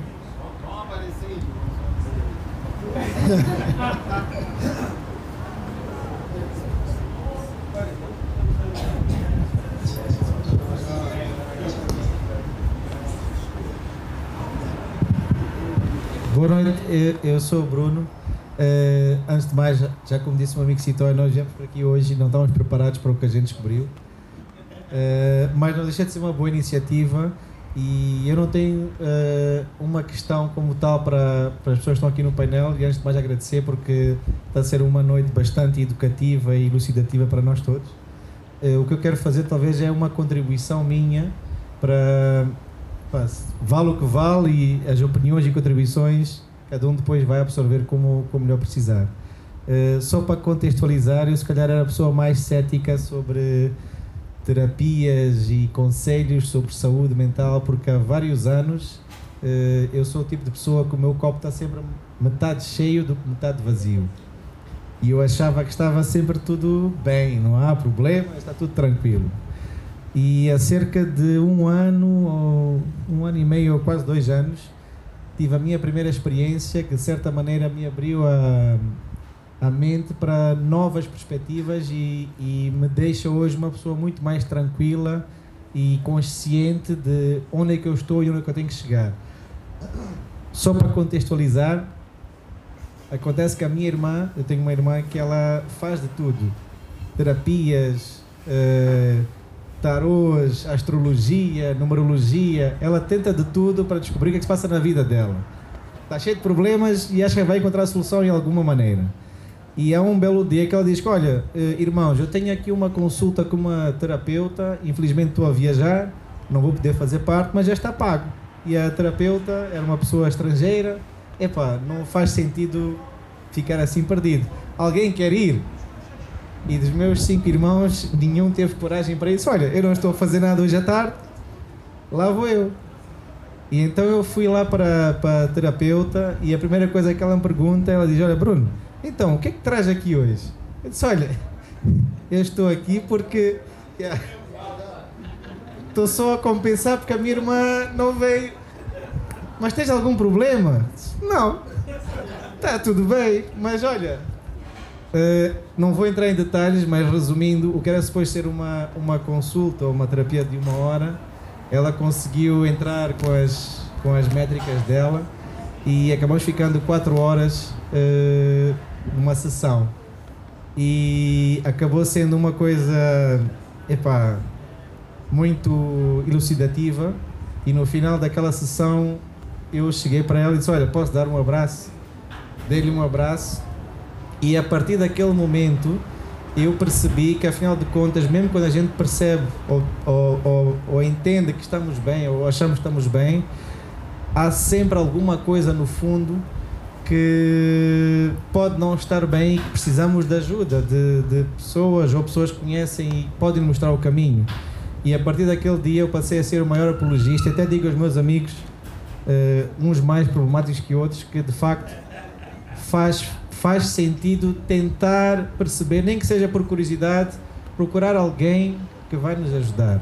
E hoje sou o maior apologista que de facto uma terapia ou uma sessão com alguém que entende do problema pode nos ajudar a melhorar o que a gente não sabe que a gente tem e evitar problemas, tal como falaram do Setembro Amarelo, ou coisas piores, mas que de verdade ajuda e faz todo sentido. Então hoje em dia digo, mesmo quando acham que não tem nenhum problema, há alguma coisa que a gente precisa de ajuda. Então arrisquem, não custa nada. Uau, boa, muito obrigada.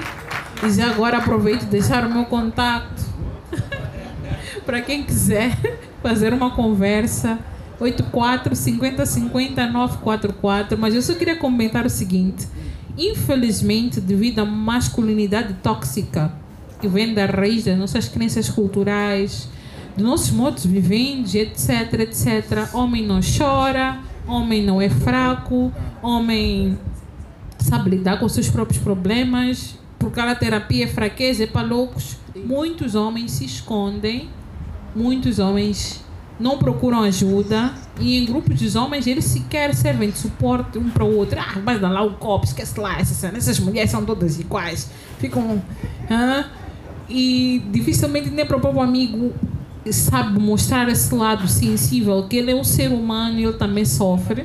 Então, muito obrigada pelo depoimento, e de fato, quem mais procura os meus serviços são muitas das vezes mulheres, e elas veem consequências porque os homens é que são tóxicos para elas, e acaba criando e para levar o parceiro para a terapia, não imagina a ginástica que é. Muitos não aceitam, muitos são relutantes, e são os homens a nível mundial que cometem mais suicídio, que são os bem-sucedidos em cometer suicídio. Diferente das mulheres, elas lideram nas tentativas de suicídio.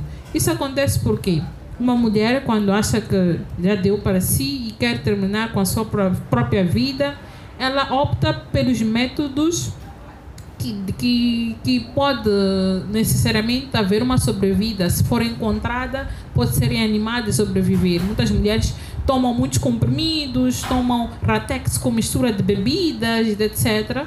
Enquanto que os homens, o homem quando decide ter termo à sua própria vida, ele olha à sua volta e diz: qual é o prédio mais comprido para eu me atirar? Ele vai ao 33 andar e se atira, ele pega numa corda e se enforca, e tendem a ser muito bem sucedidos a isso. Então, mais vontade, homens, vamos cuidar mais de nós mesmos. Não é fraqueza ir a uma consulta.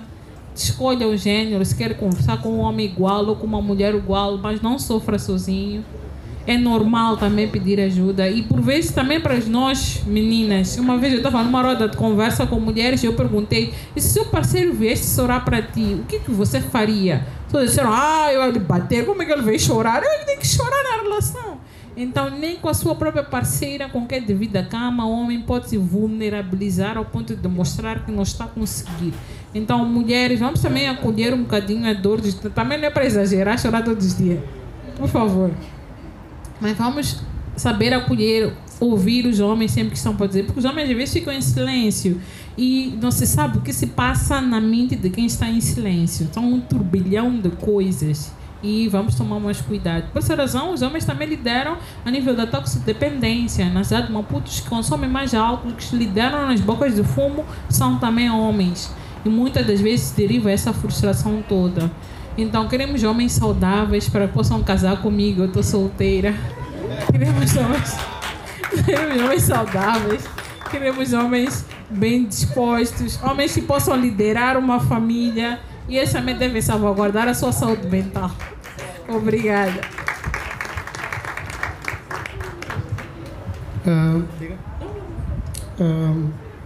Gostaria de recomendar umas 3 obras muito fundamentais.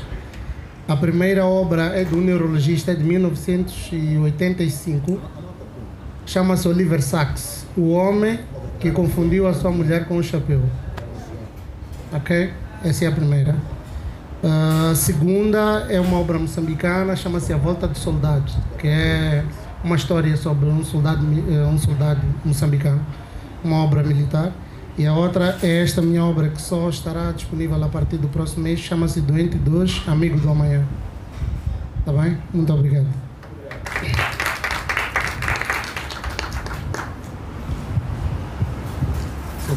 Boa noite, pessoal. Em primeiro lugar, quero pedir desculpas. Quero pedir desculpas mesmo, porque eu tinha um assunto para falar assim que o Bruno acabou, mas quando a colega ali falou, me identifiquei com aquelas coisas também que ela falou, então perdi o foco, devia ter anotado, não anotei, perdi-me mesmo, mas fiquei muito focado no que ela falou, porque ainda ontem eu postei nos stories. Postei uma questão, aquela coisa que temos no Instagram, às vezes pôr uma pergunta. Eu fiz uma questão, não me recordo aqui exatamente como escrevi, mas eu perguntei: nos dias de hoje é difícil encontrar uma companheira, ou chega a uma certa idade que passa a ser difícil? Então, recebi várias respostas lá de pessoas. Mas uma coisa que ela falou foi quando eu, tipo, ativou uma coisa que eu disse, poxa, isto aqui foi a mesma coisa que eu estava a falar ontem. Foi uma moça que disse, poxa, é que homens de hoje em dia são muito princesinhas. Homens de hoje em dia, não sei o que quer. Eu percebi, ei. Não, isso aqui, não, mas o que ela falou, por acaso, não tipo ela, a moça que escreveu, né? O que a moça escreveu, eu percebi que é uma coisa que hoje também já tenho ouvido com outras moças de homens de agora, que são muito... Eu disse nada. Praticamente foi o que ela falou, que muitos homens... eu não sei mesmo, me perdoem, não sei, mas nunca ouvi de uma mulher que apanhou AVC. Não, pode haver. Eu nunca ouvi. Só ouço de homens com AVC. E uma das coisas são essas mesmo, que muitos homens ficam a consumir as coisas sozinhos, porque não pode expressar a sua sensibilidade, a sua fraqueza, não pode partilhar isto e aquilo. Fica a lutar com os seus assuntos, os seus problemas, fica a tentar gerir tudo internamente e aquilo explode, tá a perceber? Aquilo explode. E não é nenhum problema, não é nenhuma vergonha o que é homem mostrar fraqueza ou sensibilidade. Nós somos humanos, não existe uma pessoa que é forte todos os dias. Eu acho que não existe essa pessoa que é forte todos os dias. O que acontece é que alguns tentam esconder e alguns mostram. Mas nós devemos todos ser humanos. Okay? E não há nenhum problema com isso. Tá a perceber? Então, é uma coisa que ela falou, por isso eu me perdi daquilo que eu queria falar antes. Mas me recordou do que o assunto estávamos aqui a falar ontem, que nas relações as moças têm muito em mente que os homens devem ser sempre fortes. Eu faço isto, aquilo, mas o homem deve ser forte sempre. Então é uma coisa só que me recordou do assunto que tive aqui a abordar ontem. Era só isso. Obrigado. Boa noite, meu nome é Edson. Queria aproveitar aqui a deixa do... Boa noite, meu nome é Hélio, não me apresentei. Meu nome é Edson. Queria aproveitar um pouco do que o Hélio estava a falar para colocar uma questão, provocação, que é sobre clareza. Nos dias de hoje, todos nós temos muito acesso à informação, de várias fontes. O nosso irmão tem informação, o nosso professor, o nosso colega, o nosso telefone tem chat GPT, tem Facebook, Instagram, tudo isso é informação. E nós vamos construindo modelos que não existem. Eu acho isso. Isso é uma opinião. Eu acho que nós vamos construindo modelos que não existem. Assim como o Dai estava a falar, Hélio, desculpem, estava a falar, as mulheres imaginam um homem que é forte, mas que ao mesmo tempo é sensível e é isto e é aquilo, e nós também queremos uma mulher como a nossa mãe, mas que ao mesmo tempo é como aquela que estamos a ver na televisão e é isto e é aquilo. E nós estamos a construir modelos, é uma opinião, não é nada científico, é opinião. Estamos a construir modelos impossíveis por causa de termos várias fontes de informação e nós não conseguimos filtrar tudo aquilo e acharmos que tudo que é bom em cada uma das fontes é válido para nós. Então, eu queria perceber, não é? Com o painel, o que é que acham da questão de se nós pudermos reduzir a quantidade de informação que estamos a consumir, de qualquer maneira, às vezes, sem querer, nós estamos a consumir informação. Se nós pudermos reduzir, será que nós vamos melhorar como sociedade? Será que nós vamos ter mais clareza? Será que nós vamos saber mais aquilo que precisamos em vez daquilo que queremos? É uma provocação, é uma questão. Gostaria que o painel pudesse entrar por aí.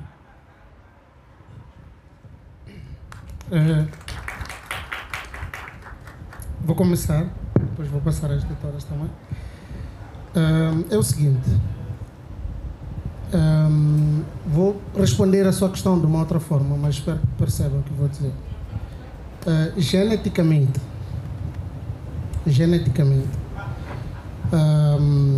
a definição da inteligência é que o ser humano, ele nasce com cerca de 50% a 60% de percentagem ou da possibilidade dele ser uma pessoa inteligente, ou seja, o gene da mente, não é?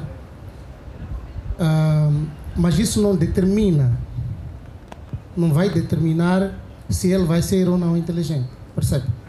É uma pessoa que geneticamente nasceu com 50% a 60% de genética que lhe proporciona a inteligência. Mas o meio social onde ele estará inserido, a comunicação, a família, todos aqueles fatores que estarão à volta dele vão determinar de facto se os genes vão levar a ele para a inteligência ou para a demência. Percebe?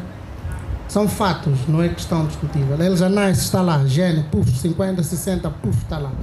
Mas se ele tiver gatilhos errados, ele torna-se outra pessoa e não inteligente. Então essa questão também que a doutora estava aqui a citar muito bem, é que nós estamos a falar hoje da mente, nada mais é do que escolhas. Questão de opção. A pessoa, todo dia que acorda, a pessoa escolhe, eu quero acordar 8, quero acordar às 7, quero acordar. Quando as doutoras estavam a falar, em algum momento citaram serotonina, citaram alguns elementos que são suplementos, ou seja, são agentes do organismo, que servem, por exemplo, tem um deles que tem que ficar muito em pico durante aquele período da madrugada, que é o que vai te fazer despertar ou fazer perceber que já amanheceu. É obrigatório, é genética, está lá. É aquilo que chamam de gene de estresse. Alguém já ouviu falar o que é? Como é que chama aquele gene? Cortisol. Ele tem que aparecer pela manhã. Não é porque o cortisol ele é totalmente mau. Ele é importante para a gente poder despertar da cama. Mas se ele estiver em excesso, ele é o mau para a gente. Ele faz mal à saúde. Mas é importante, sem o cortisol tu não vais despertar. Ele tem que disparar 4, 3 horas. Ele tem que fazer isto. Tem que dar o pico. Ok? Então eu vou pedir também aos meus colegas para ver se ajudam na resposta. Ok? Desculpa, tenho aqui. Ainda estamos. Ok. Bom, eu não sabia. Eu conheço o Dice como Dice, não sabia que era o Edson. Aliás, Hélio, obrigado. Mas é um prazer. Obrigado. Em relação aos jovens com AVC versus as mulheres, eu também ainda não tive nenhum dado. Eu como homem, ainda não tive nenhum e corroboro com a opinião. Mas acredito que tem que fazer mais leituras. Edson. Agora é Edson. Por que muitas vezes, falo já na qualidade de psicólogo, por que muitas vezes os homens, nós vamos procurar sempre nas mulheres as nossas mães, no entanto, olhando a tendência atual, também vamos querer aquela que todos nós sabemos. Existe um conceito mais ou menos que se discute muito em psicologia, que é o facto na infância os homens, isto se desenvolve com o andar do tempo. Na infância os homens, eles quando crescem, nós sentimos sempre, começamos a sentir, e vocês podem olhar já nas crianças, quando a criança do sexo feminino, a mãe vai brincar com o pai, a criança do sexo feminino vai lá lutar, e vice-versa. O menino, quando o pai vai pegar a sua esposa, o menino vai lá, entre aspas, lutar, ou ele não gosta. E isto nós vamos carregando, nós vamos construindo o que se chama mais ou menos do inconsciente coletivo, ou seja, nós pegamos aquelas crenças, vamos colocar na nossa consciência, e quando chegamos à fase adulta, nós também vamos procurar aquele armário. Claro, também como é que foi feita esta infância vai contribuir muito. As mulheres, de natureza biológica, se nós pegarmos, por exemplo, os primeiros homens, como é que eram constituídos? Eram tão grandes, fortes. E isto também foi construído nas mulheres que não. Inconscientemente, elas vão procurar já os fortes. Brincadeiras. Mas vão procurar esses homens fortes e infelizmente, quando não encontram, existe aqui um choque. E isto, onde é que é tratado? Isso é tratado muitas vezes em psicoterapia. Ou seja, a mulher tanto procura que não encontra, mesmo quando encontra os bonzinhos, malta nós, somos jogados... Mas somos... Sim. Somos jogados fora. Há uma necessidade de se sentar, isso trata-se. Tanto também nos homens, isso trata-se. Em relação às informações, eu sou da opinião que, devido ao contexto tecnológico em que nós nos encontramos, nós somos bombardeados dia após dia. Eu penso que há uma necessidade de, já falando na qualidade de adulto, de nós termos a capacidade de filtrar as informações. Existem aplicativos, por exemplo, tanto em adultos quanto em crianças, que nós podemos instalar esses aplicativos. Esses aplicativos têm uma capacidade de filtrar as informações, e uma das informações é a questão da pornografia. Esses aplicativos fazem o filtro, até, por exemplo, o filtro de colegas, de amigos que nós entendemos que são tóxicos, nos adoecem. Esses aplicativos fazem isso. Portanto, eu penso que há uma necessidade de nós adultos a tentarmos sentar e colocarmos a mão na consciência. Então, só queria comentar algo. Vai ser breve sobre as informações. Sim, estamos na era do boom da informação como luz. Mas, infelizmente, não estamos sozinhos e não temos total controle pelas mesmas, porque existem algoritmos invisíveis. Não sei se você já viu na vossa timeline, quando tu estás no Instagram, que é a rede social que eu mais uso, quando vais à timeline, incorrem muitas imagens de pessoas que sequer segues, mas é uma tendência daquilo que tu costumas likear, costumas pôr gosto, costumas partilhar, é o que aparece. Tu podes educar o teu algoritmo, mas sempre haverá uma informação de infiltrados, ou o algoritmo que mais se usa naquela região, consoante a tua idade, vai aparecer para ti. Até uma discussão, até o próprio Zuckerberg, o dono do Meta, ele já esteve na barra da justiça mesmo por isso, porque crianças menores de idade só ter acesso a conteúdos adultos, mesmo sem perceber, mesmo pondo aí o controle parental e etc. Bem, e sobre o resto, eu acho que o colega explicou muito bem. Em psicanálise nós chamamos de complexo de Édipo e Eletra, que é quando diz-se sempre que uma criança do sexo oposto apaixona-se pelo pai do sexo oposto ou cuidador do sexo oposto. É uma questão de identificação. É ali onde até justifica-se em caso da homoafetividade. Quando não ultrapassa bem essa fase, a criança já na idade adulta continua a gostar da pessoa do mesmo sexo inconscientemente. Então são questões que ocorrem, que pode explicar, pode ser que sim, pode ser que não, é uma teoria. E obrigada.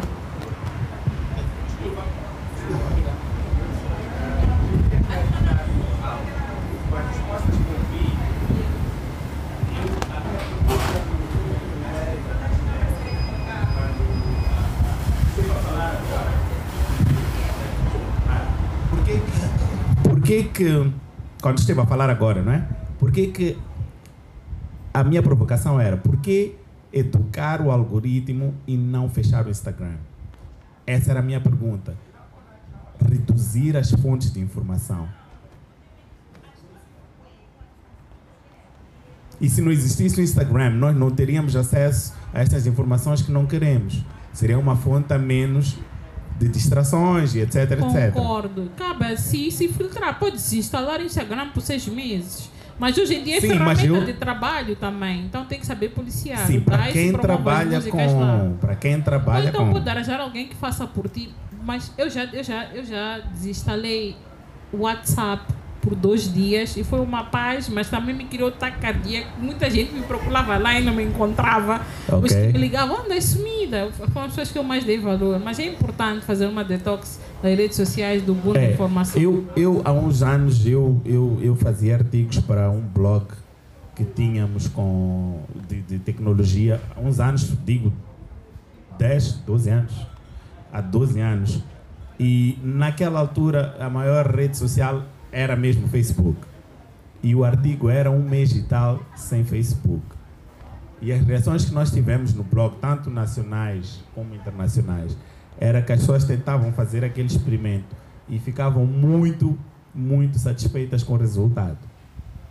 E, na verdade, nunca ouvi alguém a dizer que fechou uma rede social ou um YouTube, um Facebook, um Instagram e teve resultados negativos.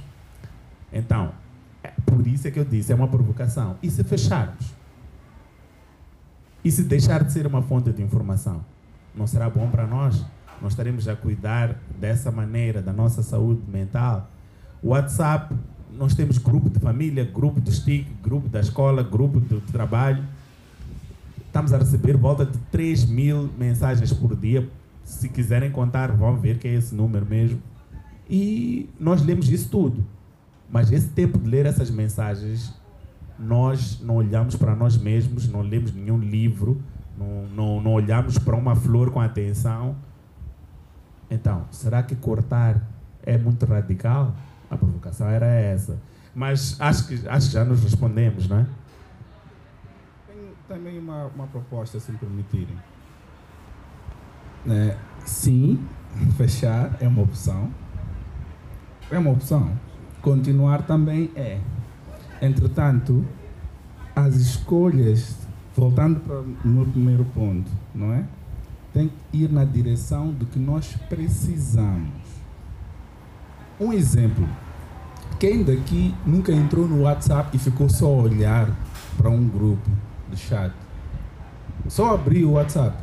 Não recebeu nenhuma mensagem. Ninguém foi à tua procura. Tu só entraste no WhatsApp. Assim, só por defeito. Pegaste no celular e entraste no WhatsApp. Não tinha nada, não tinha nem um tag. Não tinha nem um tag com o teu nome. Quer dizer que não era necessário. Então, tem a ver com as escolhas. Então, isso, para mim, tem a ver com uma disciplina que tem de ser feita. E muitas vezes, a questão da disciplina sobre uma coisa que é acessível, é muito difícil trabalhar com ela. E as redes sociais são acessíveis. E são um recurso, é um ponto de encontro com outras pessoas. É uma necessidade humana natural. Agora, vem o exercício. E eu faço uma proposta. Não leva 5 minutos para educar o teu algoritmo no Instagram. 5 minutos. Se tu entrares no Instagram agora e pesquisares 5 pessoas, 5 contas de assuntos do teu interesse, entrar, escrever um nome, ir pôr um like, sair, escrever um outro nome, 5. O teu algoritmo vai entender qual é a direção que estás a ir e vai te dar informação naquele sentido. E se decidires parar de pôr like em coisas que não te servem, esses novos likes que tu colocaste vão se sobrepor aos likes que tu já tinhas. Está ali ao teu dispor. Então, desligar a ficha é drástico, mas aquele recurso está ali para te servir. E ele pode te servir, desde que você faça o mais difícil, que é fazer a escolha difícil. Vou dar um exemplo pior agora. Vou piorar um pouco. Eu gosto de ver mulheres bonitas. Não, é um exemplo estúpido. Se eu gosto de ver mulheres bonitas, o Instagram vai me dar mulheres bonitas. Ponto final. É um contrato, já está feito. Mas se eu decidir não seguir mulheres bonitas, que é uma escolha, eu digo, eu não quero seguir mais essa, eu não quero seguir mais. Depois eu digo ao Instagram por quê. Porque ele tem essa opção. Ele pergunta, por que não quer seguir mais? Tu dizes, isto aqui não me serve. Tu podes dizer isso ao Instagram. Tu podes dizer isso ao Facebook. Isto aqui não me serve. E vais fazendo isso progressivamente. Então ele vai ficar com a memória. Ele disse que isto aqui não lhe serve. Então o que é que te serve? É aquilo que você vai começar a gostar agora. Eu digo 5 minutos. Digo-vos, 5 minutos só. Não é muita coisa. Então, sim, podes desligar. Mas se calhar não precisa desligar. Ok, obrigado. Então, muito obrigado. 5 minutos. Então,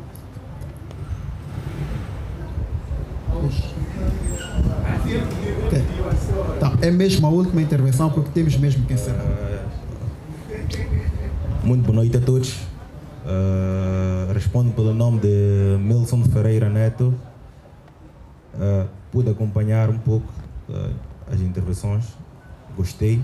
Gostaria de saber até que ponto os maus hábitos podem afetar a saúde mental. E a outra questão é como lidar com o workaholic no ambiente de trabalho, levando em consideração que ele é o melhor colaborador, né? Então, gostaria de saber mais ou menos essas duas questões. Também gostaria de contribuir um pouco, de forma rápida, ao que estava a ser falado aqui pelo pessoal. Acho melhor não contribuir, senão vou prolongar muito. Vou deixar. Até que ponto os maus hábitos afetam a saúde mental do indivíduo? A segunda questão, como lidar com um workaholic, ou seja, um viciado no trabalho, no ambiente de trabalho, levando em consideração que ele é o melhor colaborador da instituição. Muito obrigado, Milson. A sua questão será respondida em fórum informal, porque ainda estamos todos aqui. Efetivamente, temos mesmo que fechar, porque estamos numa conversa e uma resposta leva a outra. Desculpa, não é outra questão. Não é outra questão. É só mais sala ali. No que ele falou. Tudo bem, Dex. Ele falou do workaholic, tipo, pode ser uma pessoa que tem um trabalho, tipo, trabalha, é empregado de alguém. Mas eu queria que visse isso também na dimensão de empreendedores. Porque empreendedor é aquele que muitas das vezes não consegue dar limite à sua hora de trabalho, tá a perceber? Se é 23 horas, há um cliente que dá sinal, lá, que ele vem, é dinheiro. Está a responder na hora, tá a perceber? Porque esse taco aqui posso não apanhar amanhã. Então, empreendedores têm muito disso de não dar limites a horas para trabalhar. Pode trabalhar todo dia, feriado, final do... Não tem dia para trabalhar, não tem hora. Então, gostava que estendessem essa resposta, né, até esse nível. Era só por isso. Eu vou começar pelo fim, os meus colegas, 30 segundos. Eu sou eu sou psicólogo, sócio e cofundador de uma startup. Nós prestamos serviços de consultoria de recursos humanos e bem-estar no ambiente de trabalho. E eu sou este colaborador, entre aspas, sou este colaborador que vai até no date com um laptop. Mas é um grande desafio. Eu falo por experiência própria. E falo, o bom é que eu sei até que ponto eu tenho que desligar, deitar o laptop fora e dizer, para hoje é tudo, infelizmente. Falando na qualidade de empreendedor, Hélio, é isso? Hélio. Imagine, vocês estão num contexto moçambicano em que o concorrente ele joga sujo. E em Moçambique é isto. Para quem é empreendedor sabe que em Moçambique o concorrente joga sujo. E os concursos são ganhos por aquilo que todos nós já sabemos. E você investe mais ou menos mais de 600, 700, 800 mil meticais, aí você não começa a ver fruto, você começa a entrar em depressão, você começa a desenvolver outros problemas que você, naquele momento, você pode não perceber que eu estou a ter esses problemas. E a sua mente, naquele momento, quando você já tem mais ou menos uns 2, 3 anos, você já perdeu quase 1 milhão, você diz, não, gente, nós vamos trabalhar, mas nesse momento eu quero lucro. E esta vontade de querer lucro, ou esta vontade de querer recuperar o capital investido, você faz os outros também adoecerem. Ou seja, na sua empresa, você abre a porta e não tem hora de sair. E eu conheço pessoas assim.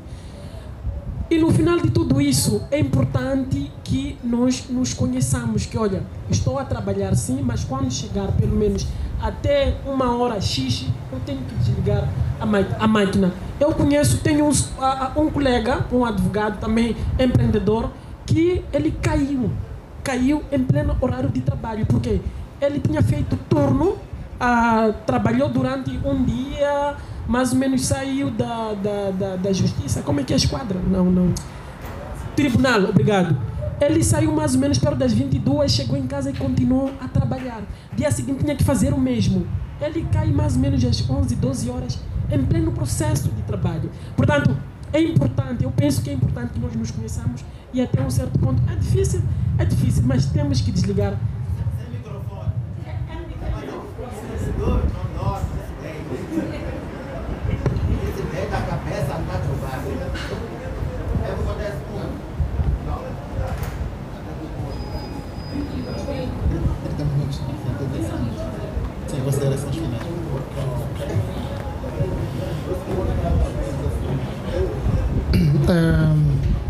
Em jeito de considerações finais, em primeiro lugar queria agradecer esta iniciativa do Entre Aspas, da entrevista Entre Aspas, do meu amigo pessoal Alcidio Bila, e dizer que foi uma interação muito boa.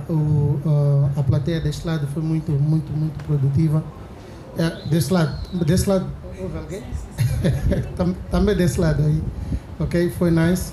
Muito obrigado pela participação, todos que estiveram, e espero que aproveitem as obras que eu disse, mas não esqueçam de ler a obra do homem que confundiu a sua mulher com um chapéu, ok? É muito boa.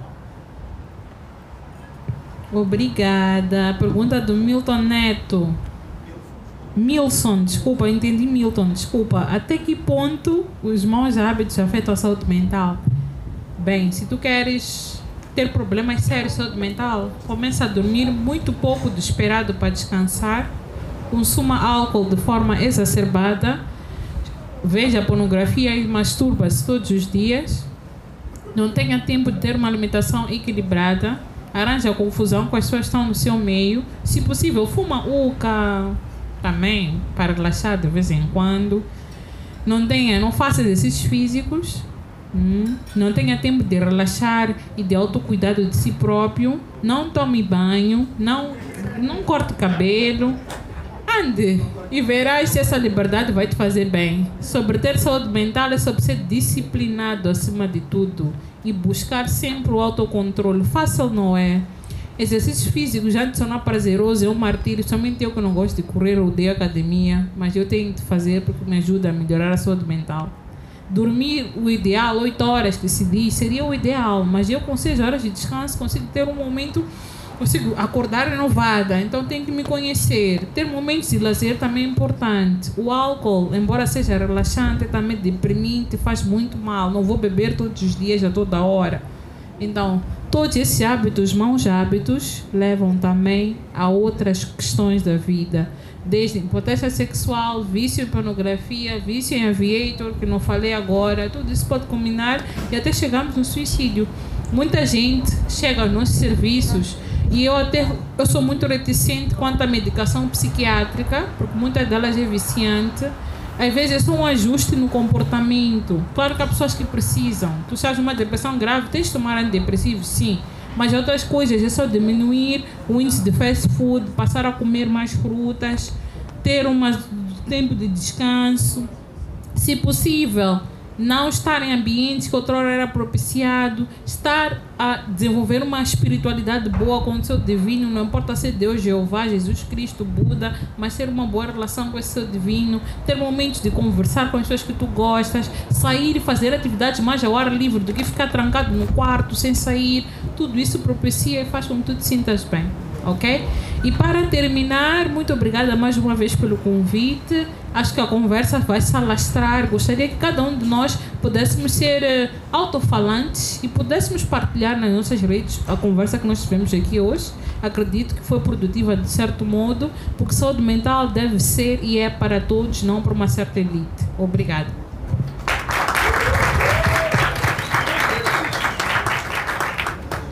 Bem, fiquei com uma responsabilidade grande com o último.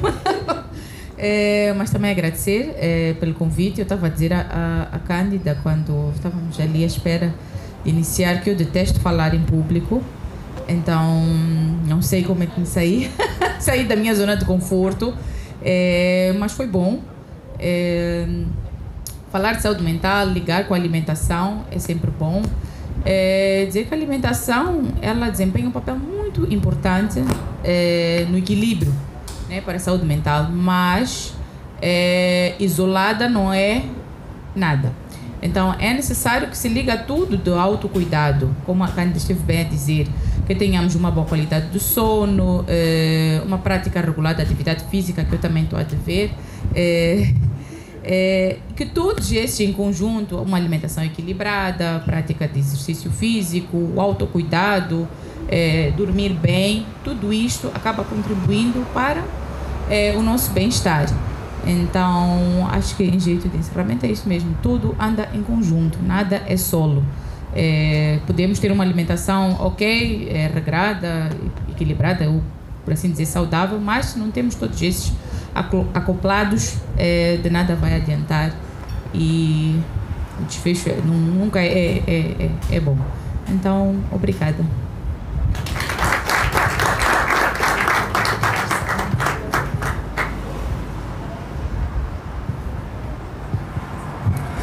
Muito obrigado a todos. Só queria pedir 10 segundos ou 5 para vos pedir um favor.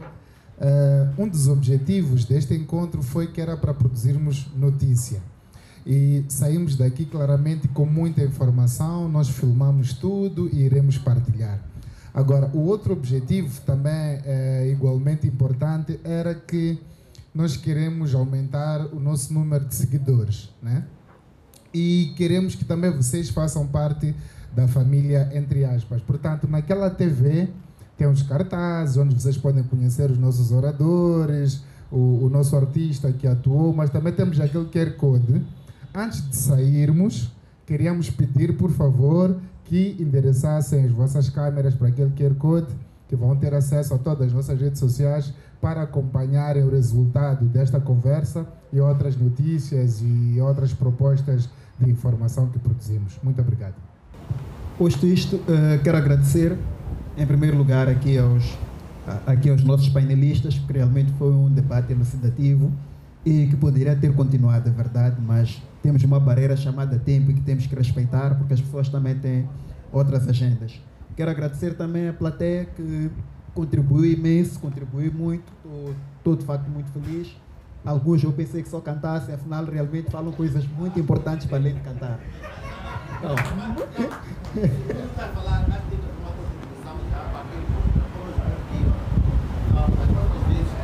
entre aspas.